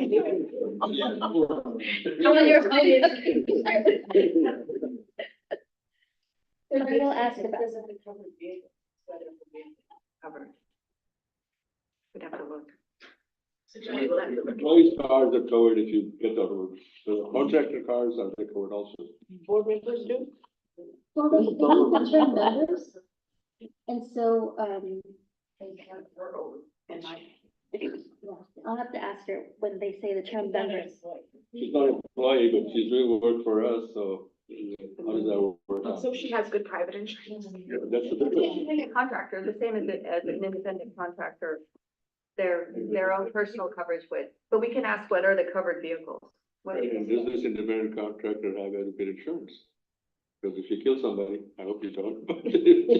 So Charlie, let me make sure, let me bring it back to maybe what you're suggesting with direction. Do you want us to explore whether or not the auto liability coverage would cover her? And if it doesn't currently, could we do something to expand it to cover her? Exactly. Okay. Thank you. Okay, any other questions, comments? And we know what the ask is for Charlie on the insurance. Thank you. So, for the membership plus services, would each of us have access to those services? I would assume so, because If the board members, because I'm thinking, you know, because we represent cities, so is it just board members or, and just. boards of the cities. Exactly, that's what I'm wondering, no. It would be, I would think it would be the board, but we'll ask. We'll That's a ask. good question, right? Because it's the member age. Exactly. We're just the pawn. I know. Supposedly, the cities are not gonna get sued if something happens. Right, because well, they may get named, as you know, but we're a separate entity now. Yeah. But board members could get named. That's what we're saying. That's comforting to know. But it won't affect Morgan Hill. Your city is protected. I say we put it all on Gilroy.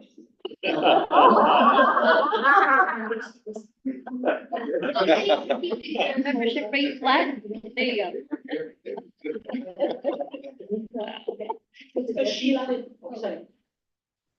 The definition of members, I think some places it says member agencies, which is clear. But what is who is a member, as Kathy pointed out? Yeah, so I'm gonna ask them how they define member, whether it's the individuals on the board or the city.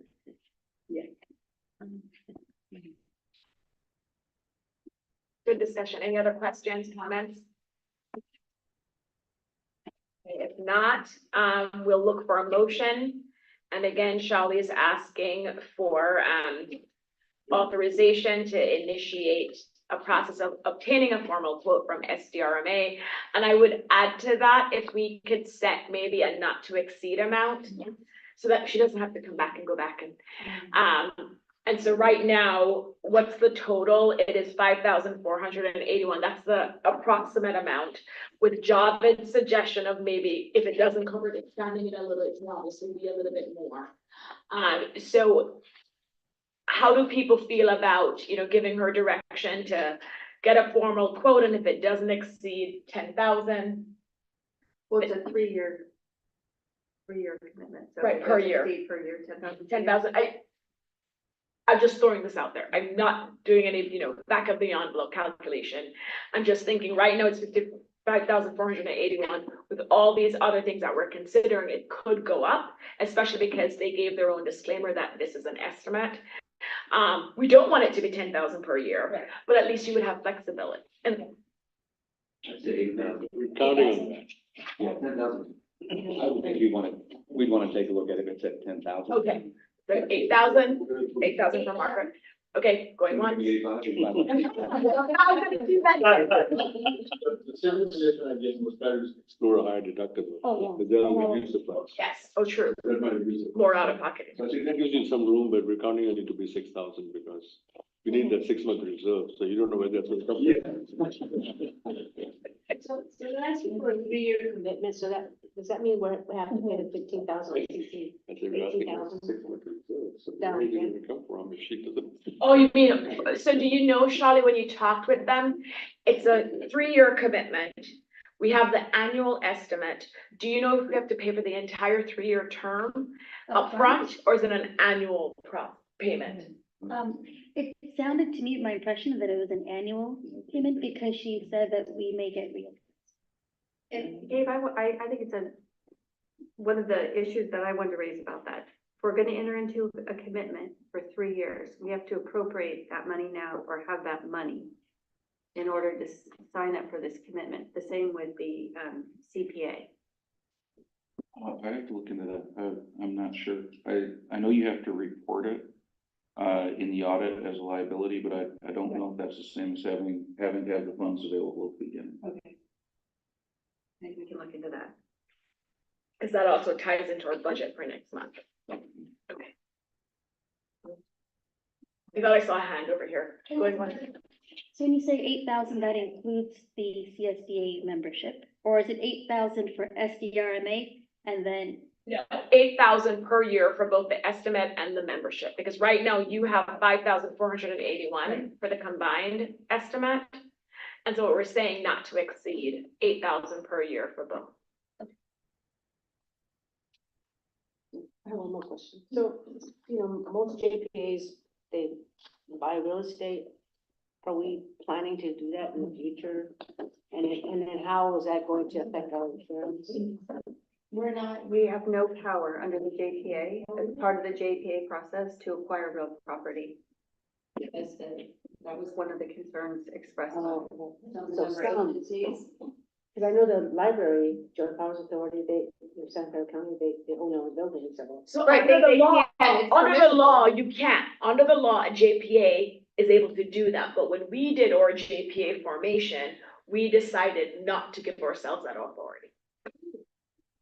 We had feedback from the city manager. Remember that? Not let me have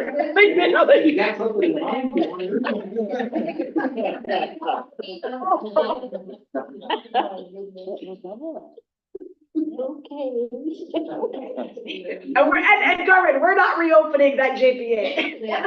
No amendment. No, that's good. Just that. Unless Larry wants to do this next year. Yeah, that's not all we can afford. We can afford apocalypse. Not Palo Alto.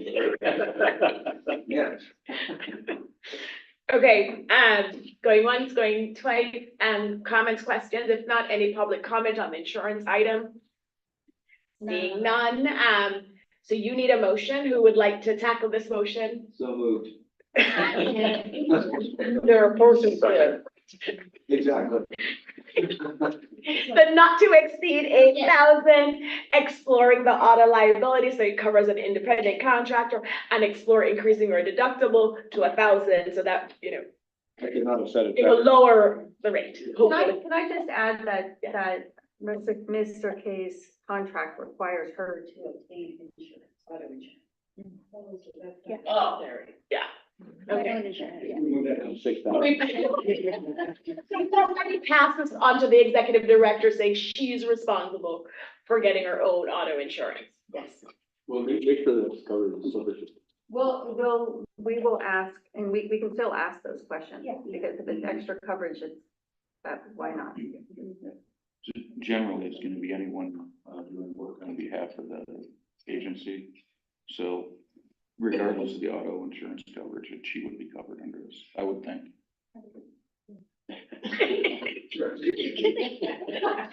As you all would be if you were driving Karen. All right, so we have the motion by Mayor Turner. Do we have a second? Second by Stan. All right.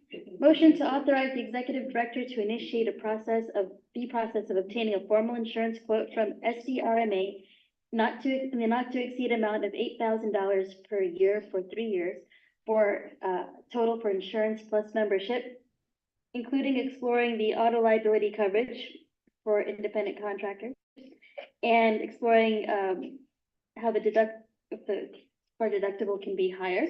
Yeah. By Turner, second by Mock. And call the roll. Cupertino. Aye. Los Altos. Yes. Los Altos Hills. Los Gatos. Aye. Milpitas. Aye. Montesrino. Aye. Mordino. Yes. Mountain View. Aye. Palo Alto. Yes.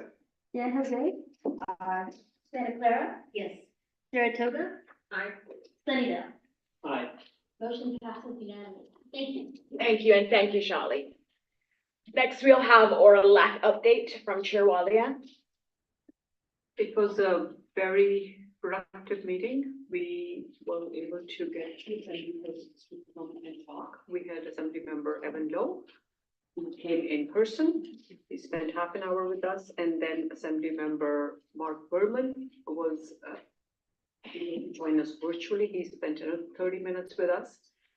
In fact, both of them were very generous with their time. They gave us lists of bills that they're working on. Quite a few of those are of importance to the local residents in the cities of the Santa Clara County.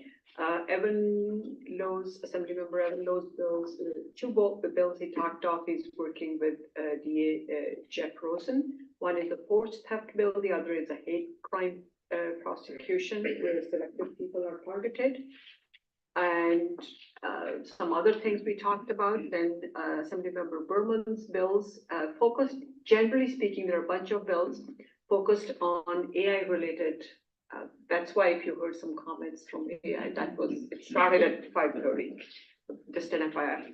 And also on education and some other things. He gave a great segue to something that I wanted to bring in here, and he is a co-author on a very important bill. I'll mention only this one, AB 1999 Irwin bill. It's to repeal income graduated fixed charges. This has been a big concern for residents pretty much all across the income spectrum when it was approved a couple of years ago. And there have also been consistently questions about how and who is going to be checking the income base and the privacy. There were way too many questions all along. So that's a good one. And there were some very valid comments regarding the housing element and the role of ACD and what could our legislators do to help us. We gently brought it up with both of them. And then I have to thank the committee members that they gave me the opportunity to go through the process and literally reading endless numbers of bills that we need to watch. It seems endless, but considering there are 3,000 plus bills out there that this legislature has put together for this session, and a lot of those are spot bills, and there's another term used, intent bills. Vice Mayor Proen mentioned that. There's a lot for us to keep track of. I will, off the top of my head, mention things that scared me when I watched CASCC's webinar. Things that impact every city in terms of property tax assessment, things with development fees, when required, and waivers of those.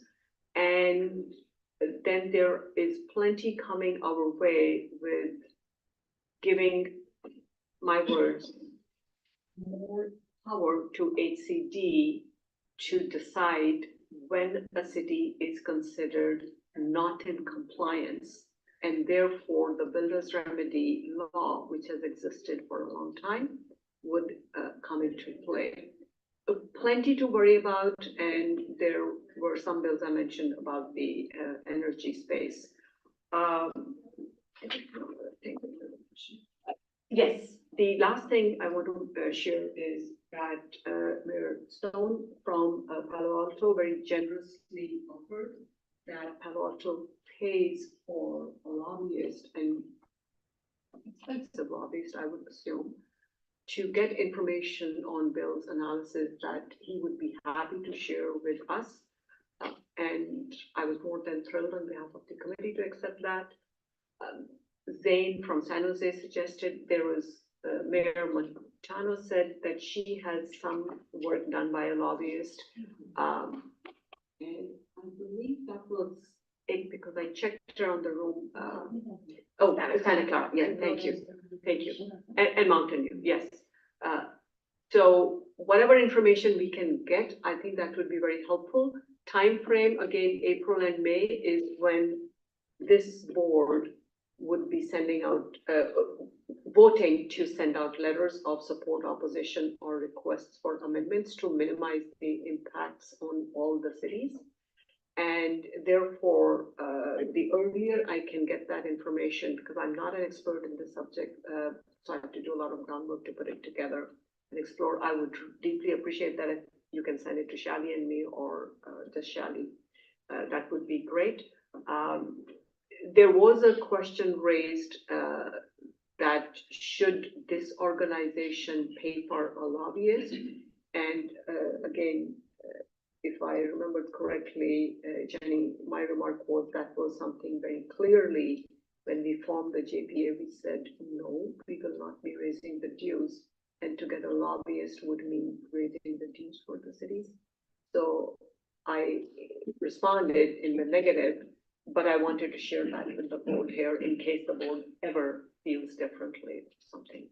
I think I've covered everything. No, great job, Tina, and great meeting. Thanks. Thank you, and I don't know how gentle you guys really were when you were talking about the housing element update. Right. But thank you. Any questions, comments for Tina, on the LAC committee meeting summary? I just wanted to make a comment. I think that HCD needs to be revamped, or something needs to be done about that agency, because they just took a life of their own. I mean, because someone here had asked, well, who controls HCD? And they said the state legislatures do, more than in Wyoming. It seems like they're the ones that are controlling the state legislatures. So anyway, one minute. Something, and as Tina said, you know, you'll have this discussion next month, and if there are recommendations, it comes to the board and we can decide how we want to approach it. Any public comment on this item, Shelley? Not online. Okay. Any in the room? I have a question. Go ahead. So, we've had, some issues of residential burglaries. So out of the 3,000 proposed laws, there must be, something that would be effective in perhaps curbing these. There are many, Yeah, and thank because you. of the time, Tina. I'll just send the list anyway to the LAC Yes. members. Right, and Stan is a LAC member, he Yes. just didn't make the meeting today, but, Assembly Member Lowe actually covered a lot of that. Yeah. Okay, oh, sorry. I'm not that familiar with the process, but, what's the process for engaging our councils on items that might go forward with a letter from this group? Try to summarize it real quickly. So the process is bills get considered at the LAC committee. Every city does it differently, and you'll hear that a lot, Matthew. Where the representatives from the cities, either on the LAC or the board, will decide if they need to go back to their councils to get approval on how they vote on a bill before they actually vote. There's some representatives based on their council and how they operate, they don't need to take it back. They have authority to make that decision. What we see most times that's uniform among all cities is if it's something that, you know, it's clear your city would support it, you wouldn't wait to take it back. Or if it's similar to a position your city has already taken, even though it's not precisely the same thing, that representative will vote on it. And so really it just depends on how Los Gatos does it. There's no requirement, but if your council wants you to take it back each time, to authorize you to vote on a certain position. And so one of the things I know Tina and I have talked about, you know, just to give the representatives a heads up, is to let you know in advance the bills that will be considered at the LAC meeting. So if your city requires you to get your council to vote on it, you'll have that opportunity. Yeah, our council is fairly split on certain issues, housing issues. And so, you know, just want to get a heads up so that we know that that should go back to the council. Can I quickly ask Jenny a clarification, because this question may arise in other cities. So if a member of the board, the LAC person recommends, and a board member here votes positively or negatively, whichever way, is that a reflection on the city voting that way or not? I think that's been the big debate, and I think we're gonna cover that somewhat in the bylaw. Yes, that's what I thought. That's why I'm bringing that up again, because we had that conversation probably at the exec committee meeting. Yeah, but where the JPA is its own entity separate from your role as a council member and how we balance those two. Yes, that's the reason I asked you here. Thanks. Okay, so we're gonna keep going. We're ready to hear from our regional appointed representatives. First, we have Margaret. Is Russ online, Charlie? I told him I'd text him when Margaret started hers. Great. So Margaret, MTC update. I thought I had a half an hour to do this, but it's 9 o'clock. I am gonna try to talk as fast as I can. And please excuse me, I'm not a PowerPoint expert. Some of these slides you may have seen if you've been here the last 2 years. I did a lot of cut and pasting over the last 24 hours, but I am your appointee to the Metropolitan Transportation Commission. I was hoping to, do these updates at least twice a year. I look back, it's once a year. I'll try to get another one in this year. But if you could go to the next slide. What is the MTC? So the MTC is what is called a Metropolitan Planning Organization for the San Francisco Bay Area. The federal government requires these MPOs, and they're created by the governor in coordination with the local cities. And so in our MPO, we have 9 counties around the Bay Area, 12 urbanized areas, 101 cities and towns, almost 8 million in population. And as many of you know, we have 27 independent transit operators. We'll get to that later. And now I don't remember what AMPO is, but that's our MTC. Can we go to the next slide? Thank you. So the MTC covers many agencies within under its umbrella. MTC itself is the planning, coordinating, manager and banker. So it receives funding from the federal government and the state government for transportation. And then MTC is in charge of distributing that funding to the various municipalities, the counties. And every year, although I believe it's gone up, MTC distributes over $1 billion a year in funding. And these are funds against state, federal, as well as local. So we go down, there is the BATA, the Bay Area Toll Authority. So that's in charge of the bridges. And so they collect the toll, and that's about $700 million a year. So that's also distributed for projects. And then there's funding for both capital projects and transportation operating funds. So under MTC, there's BAFA. This is newer. It's in charge of the express lanes. I will say, and this will be later on too, VTA's express lanes, however, are run by VTA. And BAFA, the MTC BAFA runs most of the others. So if you're on the 680 or just further up, 680, 580, those express lanes are MTC, but VTAs that run in our county are VTA run. And so the money from the VTA express lanes comes back to VTA, whereas with the MTC ones, MTC takes a part of that, and then the agencies take part of it. And that's actually a touchy point. So just wanted to note that. We have BAFA, which is the newest organization, and that is the Bay Area Housing Finance Authority. And you may have been hearing about the regional housing bond measure. BAFA was created in 2019 to be able to put a regional measure on the ballot, and it is in conjunction with ABAG. So NISA serves from the ABAG side. We have a joint committee, and I'm on the MTC side. I mentioned BATA, and then there's a SAFE committee that's in charge of safety on the freeways. Please. Commissioners, there's 16. I won't go through all of them. They're from each of the counties, 9 Bay Area counties. Based on population is the number that we get. Then there's the ABAG and BCDC rep.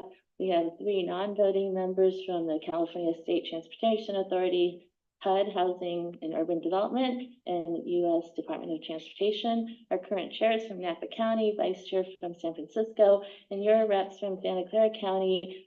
San Jose has its own seat, and so the mayor, Matt Mahan, is in that seat. The county, Santa Clara County has a seat. Cindy Chavez is that member, and then I represent the Cities Association.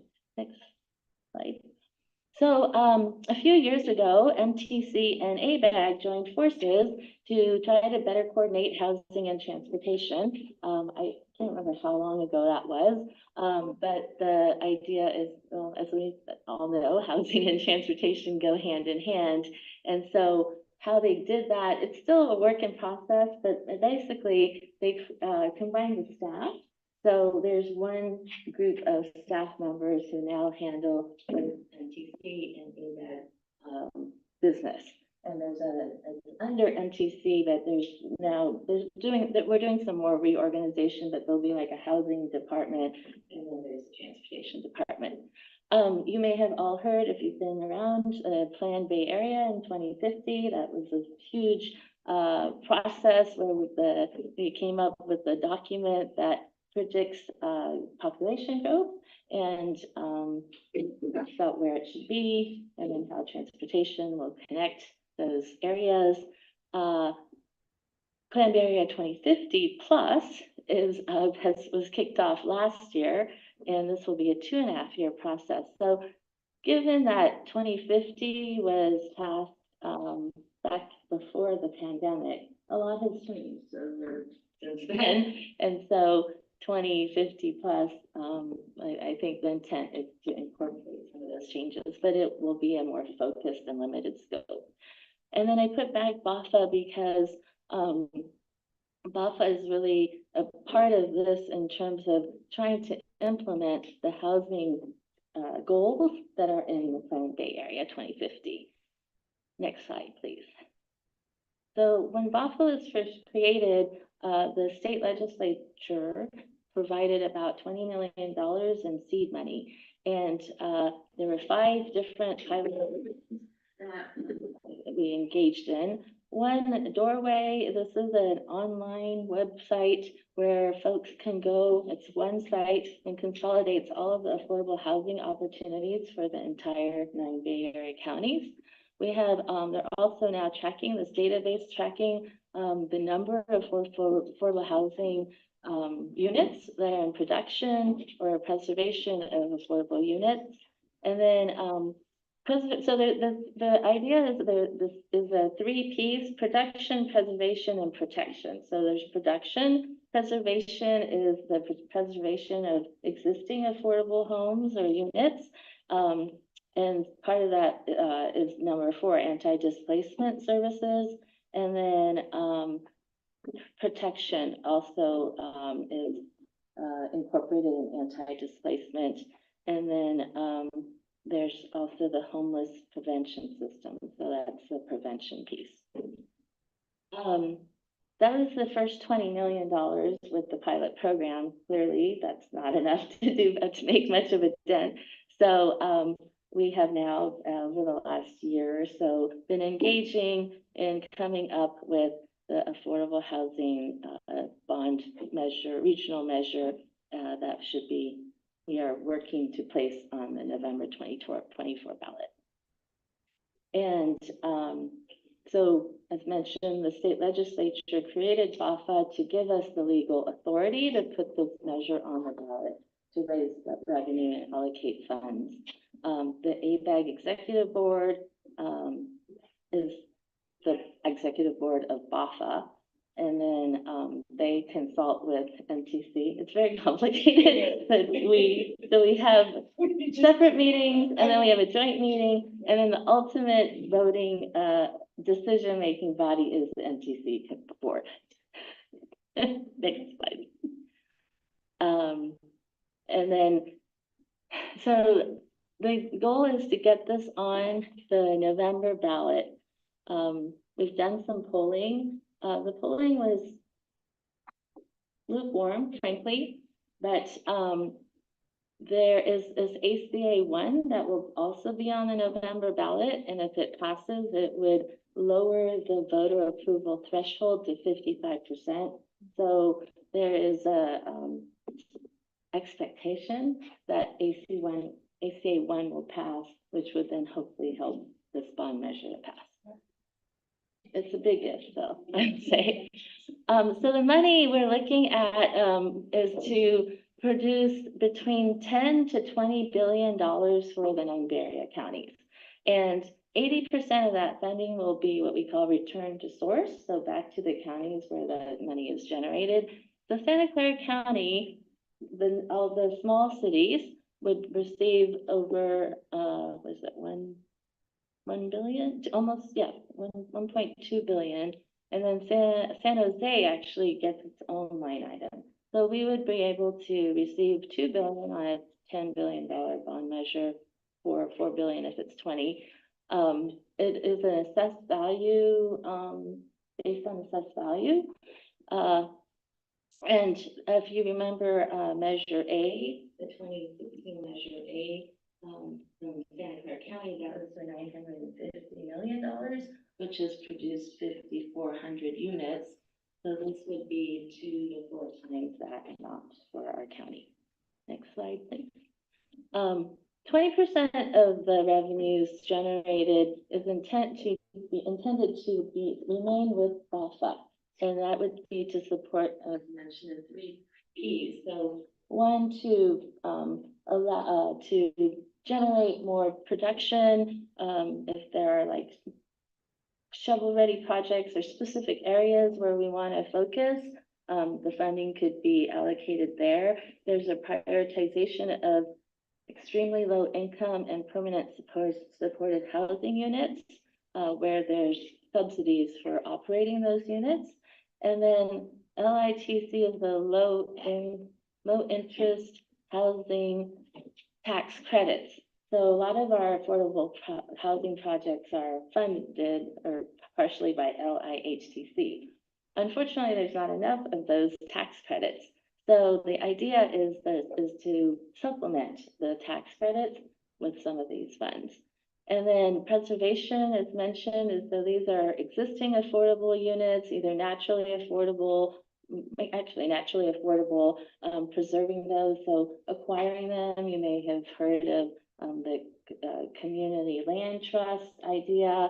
So there's some interest in trying to pilot some of those types of initiatives. And then the last item, I think, or second to last, the local government grants. So there is a recognition that with more housing, we need more infrastructure, whether it's parks or schools or roads or transit. And so there is some percentage being allocated for those types of uses. And then the other part of it that's, to me, the most exciting is the idea is becoming like a revolving loan fund. And New York City, I guess, has a housing corporation that does that, and it generates millions, I think, well, for New York City, probably billions of dollars a year.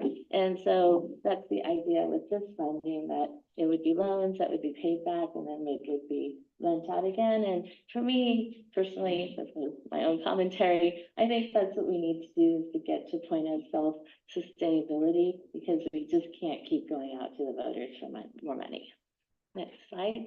So the other, after we do this in 24, we're already talking about 26, November 26. So we have been engaged in looking at putting a regional transportation revenue measure on the 2026 ballot.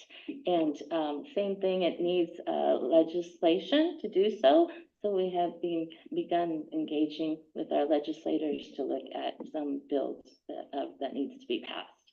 What was being considered was a sales tax, income tax, payroll tax, parcel tax, vehicle registration surcharge, or vehicle miles travel charge.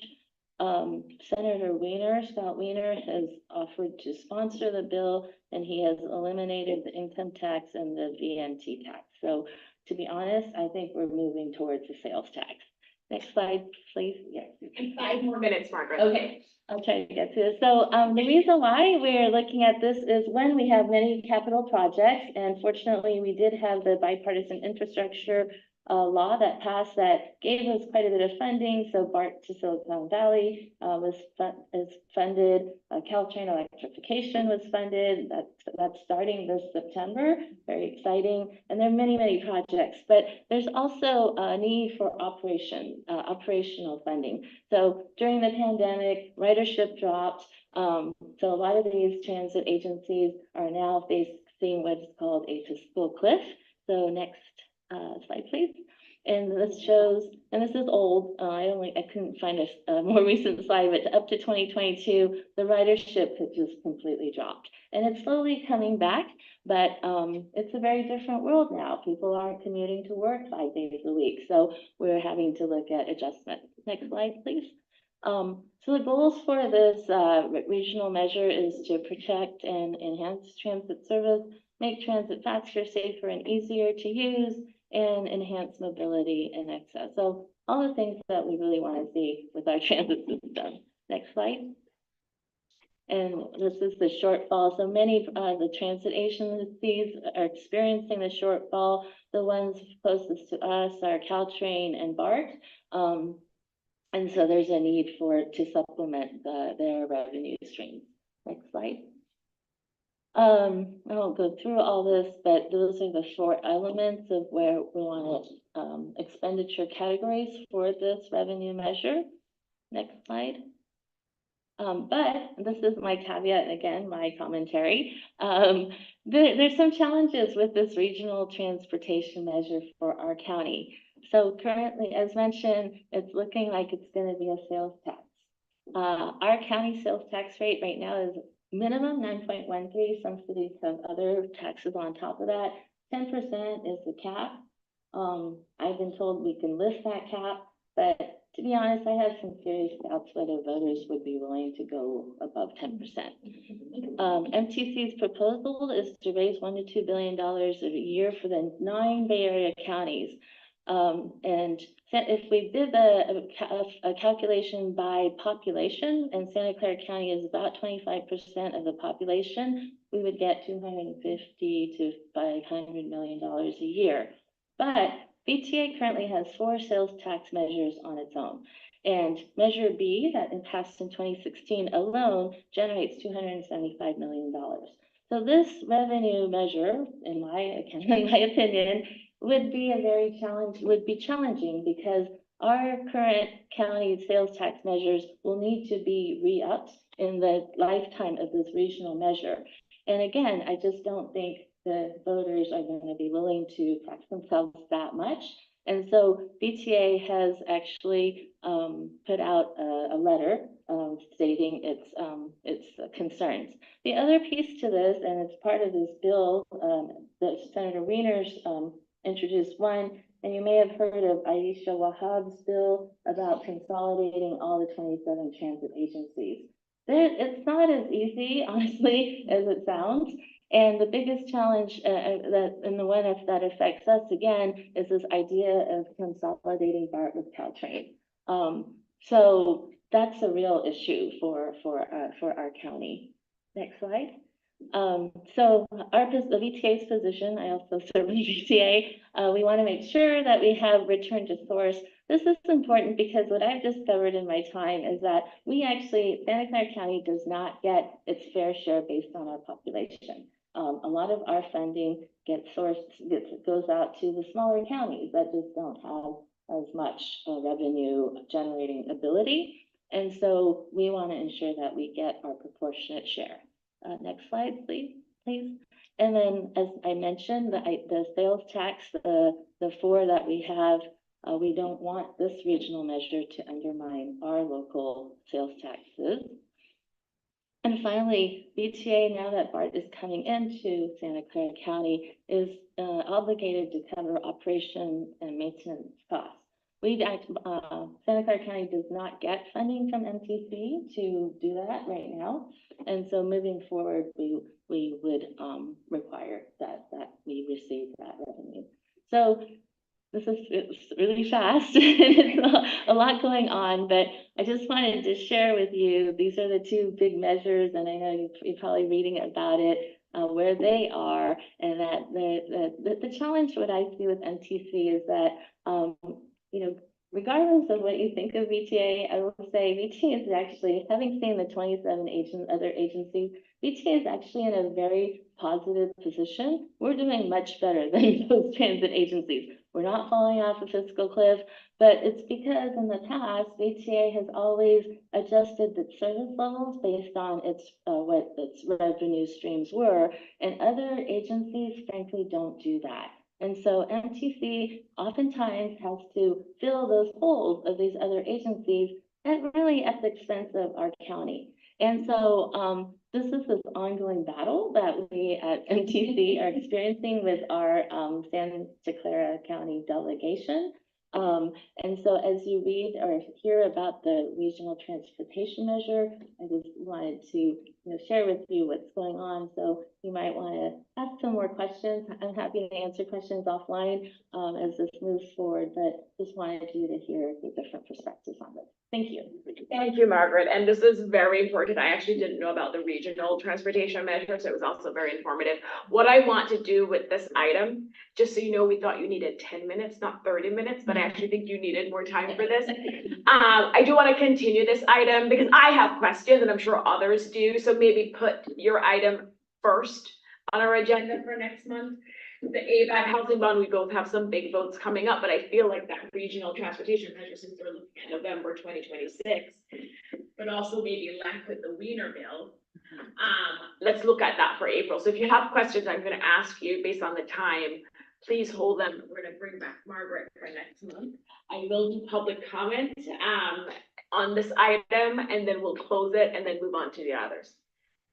Can we get the slides so that we are all prepared for the next meeting? It's homework. I need some editing because I needed to add more information and every time. Before our next meeting.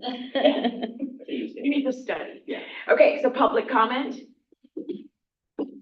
Hello. My name is Harry Neal. Some of you know me. I'm sorry for those who do, but some of you do not. I am a local transit advocate and giant nerd for transportation. On the issue of the regional transit measure, I'll make this quick because I have a lot of thoughts and I could go into a full-on lecture, but I won't for you. To give you a time, 2 minutes, go ahead. It is very, very important that we get return to source. VTA, as Margaret said, has historically been a donor county. Now, while this has been good in bolstering the rest of the region's transportation, we are, again, not getting our fair share. And making sure that there is some provision for return to source, make sure that we do get our fair share, which we desperately need. As Margaret mentioned, some of the other agencies are looking at a fiscal cliff. VTA already had a fiscal cliff in the early 2000s, and that's why we are now at a much lower service points than other agencies in the region. We want to make sure that our partner agencies don't go through a fiscal cliff like we had to go through, but it is also in our interest to improve our service to make sure that we are providing reliable transportation to the people of Santa Clara County, and it is very, very important that we support a return to source measure on this. Also, just generally, for those of you here at the cities, please do more to support VTA. They do not get the support that they deserve in things like transit improvements, bus lanes, transit signal priority, et cetera, et cetera. So please try to do more for them. Thank you. Thank you. And with that, just so you know, item 6B, Russ Melton, he graciously agreed to move to the next meeting next month. And so with that, we'll close item 6 and we'll move to item 7, which is the City Managers Association update. So I'll be brief as well. We received a presentation from 5 county fire chiefs about the critical delay in response time for ambulances. We as an agency had not heard about this before. Some of your cities probably have heard about it. I just encourage you tonight, talk to your city managers about it, get the full update. But the longest serving chief who had been in public safety for 40 years said this is the single greatest crisis in public safety he has faced in his time, including COVID. So talk to the city managers about what's going on and the plans for action that we're starting to put in place. So I could talk more, but I'll be brief given the time. I am curious what cities can do to help this effort, and I'm sure others have that same question as well. Is there urgency to this? Because maybe at the next meeting too, we can delve more into what cities can do. So the rural metro contract expires, June 30th of this year. It seems like it will be extended by the county due to the late date, though that has not been put out there yet. So we're gonna have some time to create a response plan, but it's pretty clear that we're gonna have to change how we do business. Thank you. Any questions, comments for Gabe?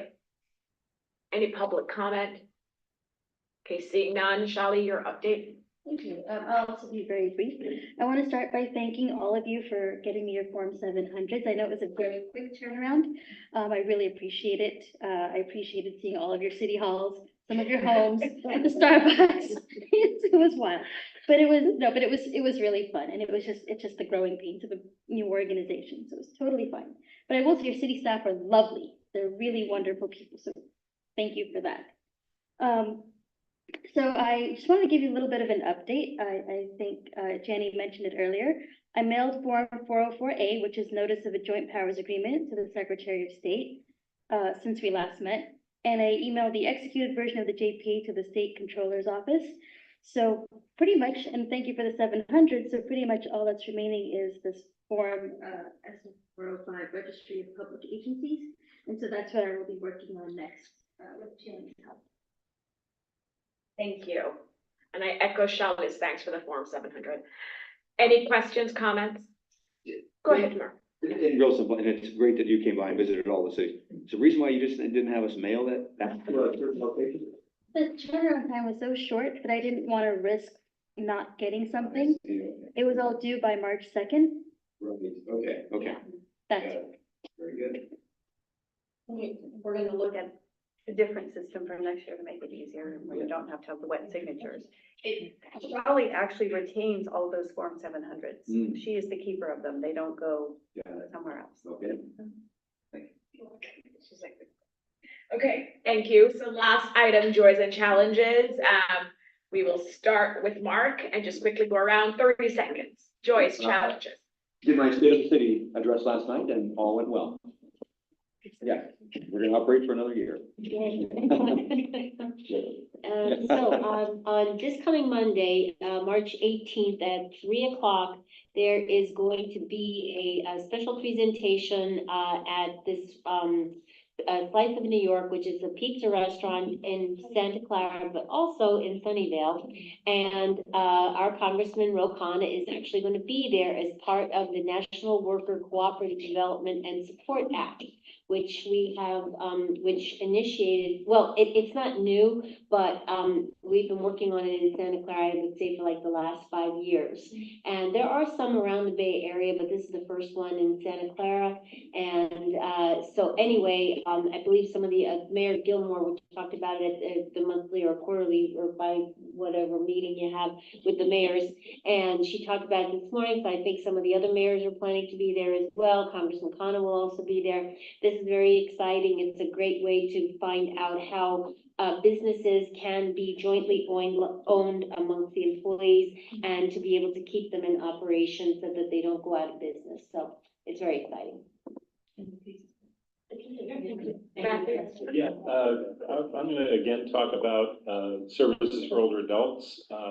In town, we've initiated a number of social events for older adults, including a Monday matinee at our town-owned theater. We own the theater downtown, and so we're doing that, and we're also doing it, just a number of things. We hope to sort of rescue our nutrition program, which was serving 53 people. It was funded for 53 people. We had 85 people showing up every day, and we managed to scrape some funding together for that. So our next month's meeting will be at the Sunnyvale City Hall, but soon after next month's meeting, I think April 20th on Saturday, we'll have the ribbon cutting on the 6 acres of open space that will be opening up around the City Hall. So from 11 a.m. to 3 p.m. that Saturday, April 20th. Ultimately, we'll have composting workshops, EV, drive EV, e-bike, and lots of things happening, but there's, there'll be music and the new amphitheater. Should be a lot of fun. So you'll get a preview at our next meeting, but if you can, set aside that date to visit Central City Hall. So this week, our mayor's budget message came out, and things are looking not so great. We're looking at the 5-year forecast, and in this next year, it is anticipated that potentially 52 million, we will be 52 million in the hole. So it will be a deficit. I mean, that's just sort of a placeholder for now, considering that it is estimated that we may spend up to 25 million on stormwater runoff because of trash and other things going into the bay, primarily because of our homeless issues. So there are going to be big challenges. So I'm not sure if I'm looking forward to or not for next Tuesday. Tough decision. I'll keep it brief. March 20th, next council meeting, getting close to 2 years. Need everybody's prayers so that.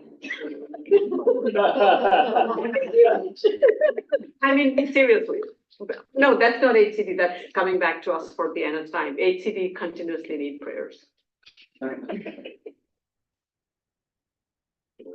We're now through the winter season, and atmospheric rivers are going to stop coming at us. The sun is shining, the sky is blue. It's absolutely wonderful. Challenges, we still have residential burglaries at a level which is quite unacceptable to us. We're working on that. I think that's why I asked the question about legislative actions that we could possibly take. I think that is going to be important for all of us. Joy, we all get to go to sleep soon. And personal challenge, I have my State of the City address next Wednesday, March 20th at 6 p.m. at the Palo Alto Arts Center. And you're all invited. I believe our clerk did send out a notification to all cities in Santa Clara County. But I do think she said she didn't send it as far as Morgan Hill. She's taking it drive, so hard. I'd love to have you there. We're in Santa Clara County.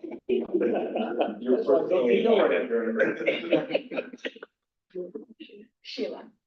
So the almost joy is our housing element. We think it's almost. We think it's going to be approved, but till it happens, we don't know. We still have our hopes, and we go through this every 40 days or 35 days or whatever. Approved by council or HCD? What's that? By council or HCD? Approval. HCD, council doesn't count. Except in Saratoga. We'll move on to Carmen. Go ahead, Carmen. We'll stay out of this one. Yes, one more thing. We had a 100-year-old bridge, which was, not the safest bridge in the world, but we did receive funding from Rokana's office. And I know other organizations got something, but this sort of, I'm not sure it's enough for fixing the entire thing, but at least it's a big chunk that we go towards fixing a 100-year-old bridge on which people walk every day, including, and there's a creek running below. Yeah. The joy is, joy is, because, you're all public officials and you all have some good days and some bad days. Well, the joy is that I can still have a good sense of humor. We have to. You have to. And some of the challenges, again, crime, we're getting a lot of thefts in homes, packages being stolen, house thefts, but we're working on it. Next. I was gonna ask Sheila if I can borrow that bridge. And don't forget, Carmen and Stan and everybody else, don't forget that the county mentioned Sheriff Johnson, the retail theft funding that they have, it's a lot of money that can help us. So make sure your police chiefs or your sheriffs contact is reaching out to the sheriff's department. There's money to help us. Yeah, Please. because even our Walmart Yeah, makes me please. affected. Sheriff Johnson said, reach out. There's money to help us. And even though it's defined as retail, it also can help residential. And Shali and I can send you that information again. We will. Thank you, Shirley. John. Enjoy or challenge both, I guess. The month of Ramzan has started, which is fasting from sunrise to sunset. On March 31st, in this hall, there's going to be a celebration by the local Muslim community. I know all the Los Altos people are welcome, but you're all welcome to attend also. At 7 p.m., that's about the sunset time. So, come in, it'll be a nice feast. Bad timing for that, spring forward, right? It's also Easter Sunday. Well, it's a sunrise sunset, so it just feels like you're getting up earlier, but it's still the same time. Margaret? We have our city annual update on Friday, March 22nd. And in May, a few more months, but we are celebrating our Mountain View Fire Department's 150th anniversary. There's gonna be a huge parade with all these antiques from all over the county. So we'll probably be sending out invites for that, so please look out for that. And then we just heard, some of you may have heard from your members of Congress that we received funding for one of our many affordable housing projects. This one's on the VCA Park and Ride on Evelyn. And I forget, it's like 200 something units, but we just received 1.6 million from the federal government on that. So making our way to funding that project. Shali, do you want to add any to our challenge? Or you did it in your update? I did in my update. Okay, so I will say, because you mentioned Ramadan, our city for the first time, our mayor, Jonathan, actually did a proclamation recognizing Ramadan, which was well received by our community, and then we're hosting the iftar here on Easter Sunday. So lots to celebrate. We also got a $200,000 grant from Josh Becker. For a while, as Gabe will tell you, we thought it wasn't going to go through because they were holding back a lot of the funds, but we got it. And so we're going to have e-bike storage downtown. Is it storage or a parking spot? Yes. Yes. And lighting, and just make our downtown more welcoming at nights. So thank you all for being here. Thanks for bearing with us an extra 30 minutes. I thought this was a very helpful productive meeting. Good night. Happy Friday. Thank you. One thing for the cities in the West Valley, Joe Simidian is having his Lehigh Valley update on the 27th. So if you're nearby, you might be interested in that. Yes. There we go.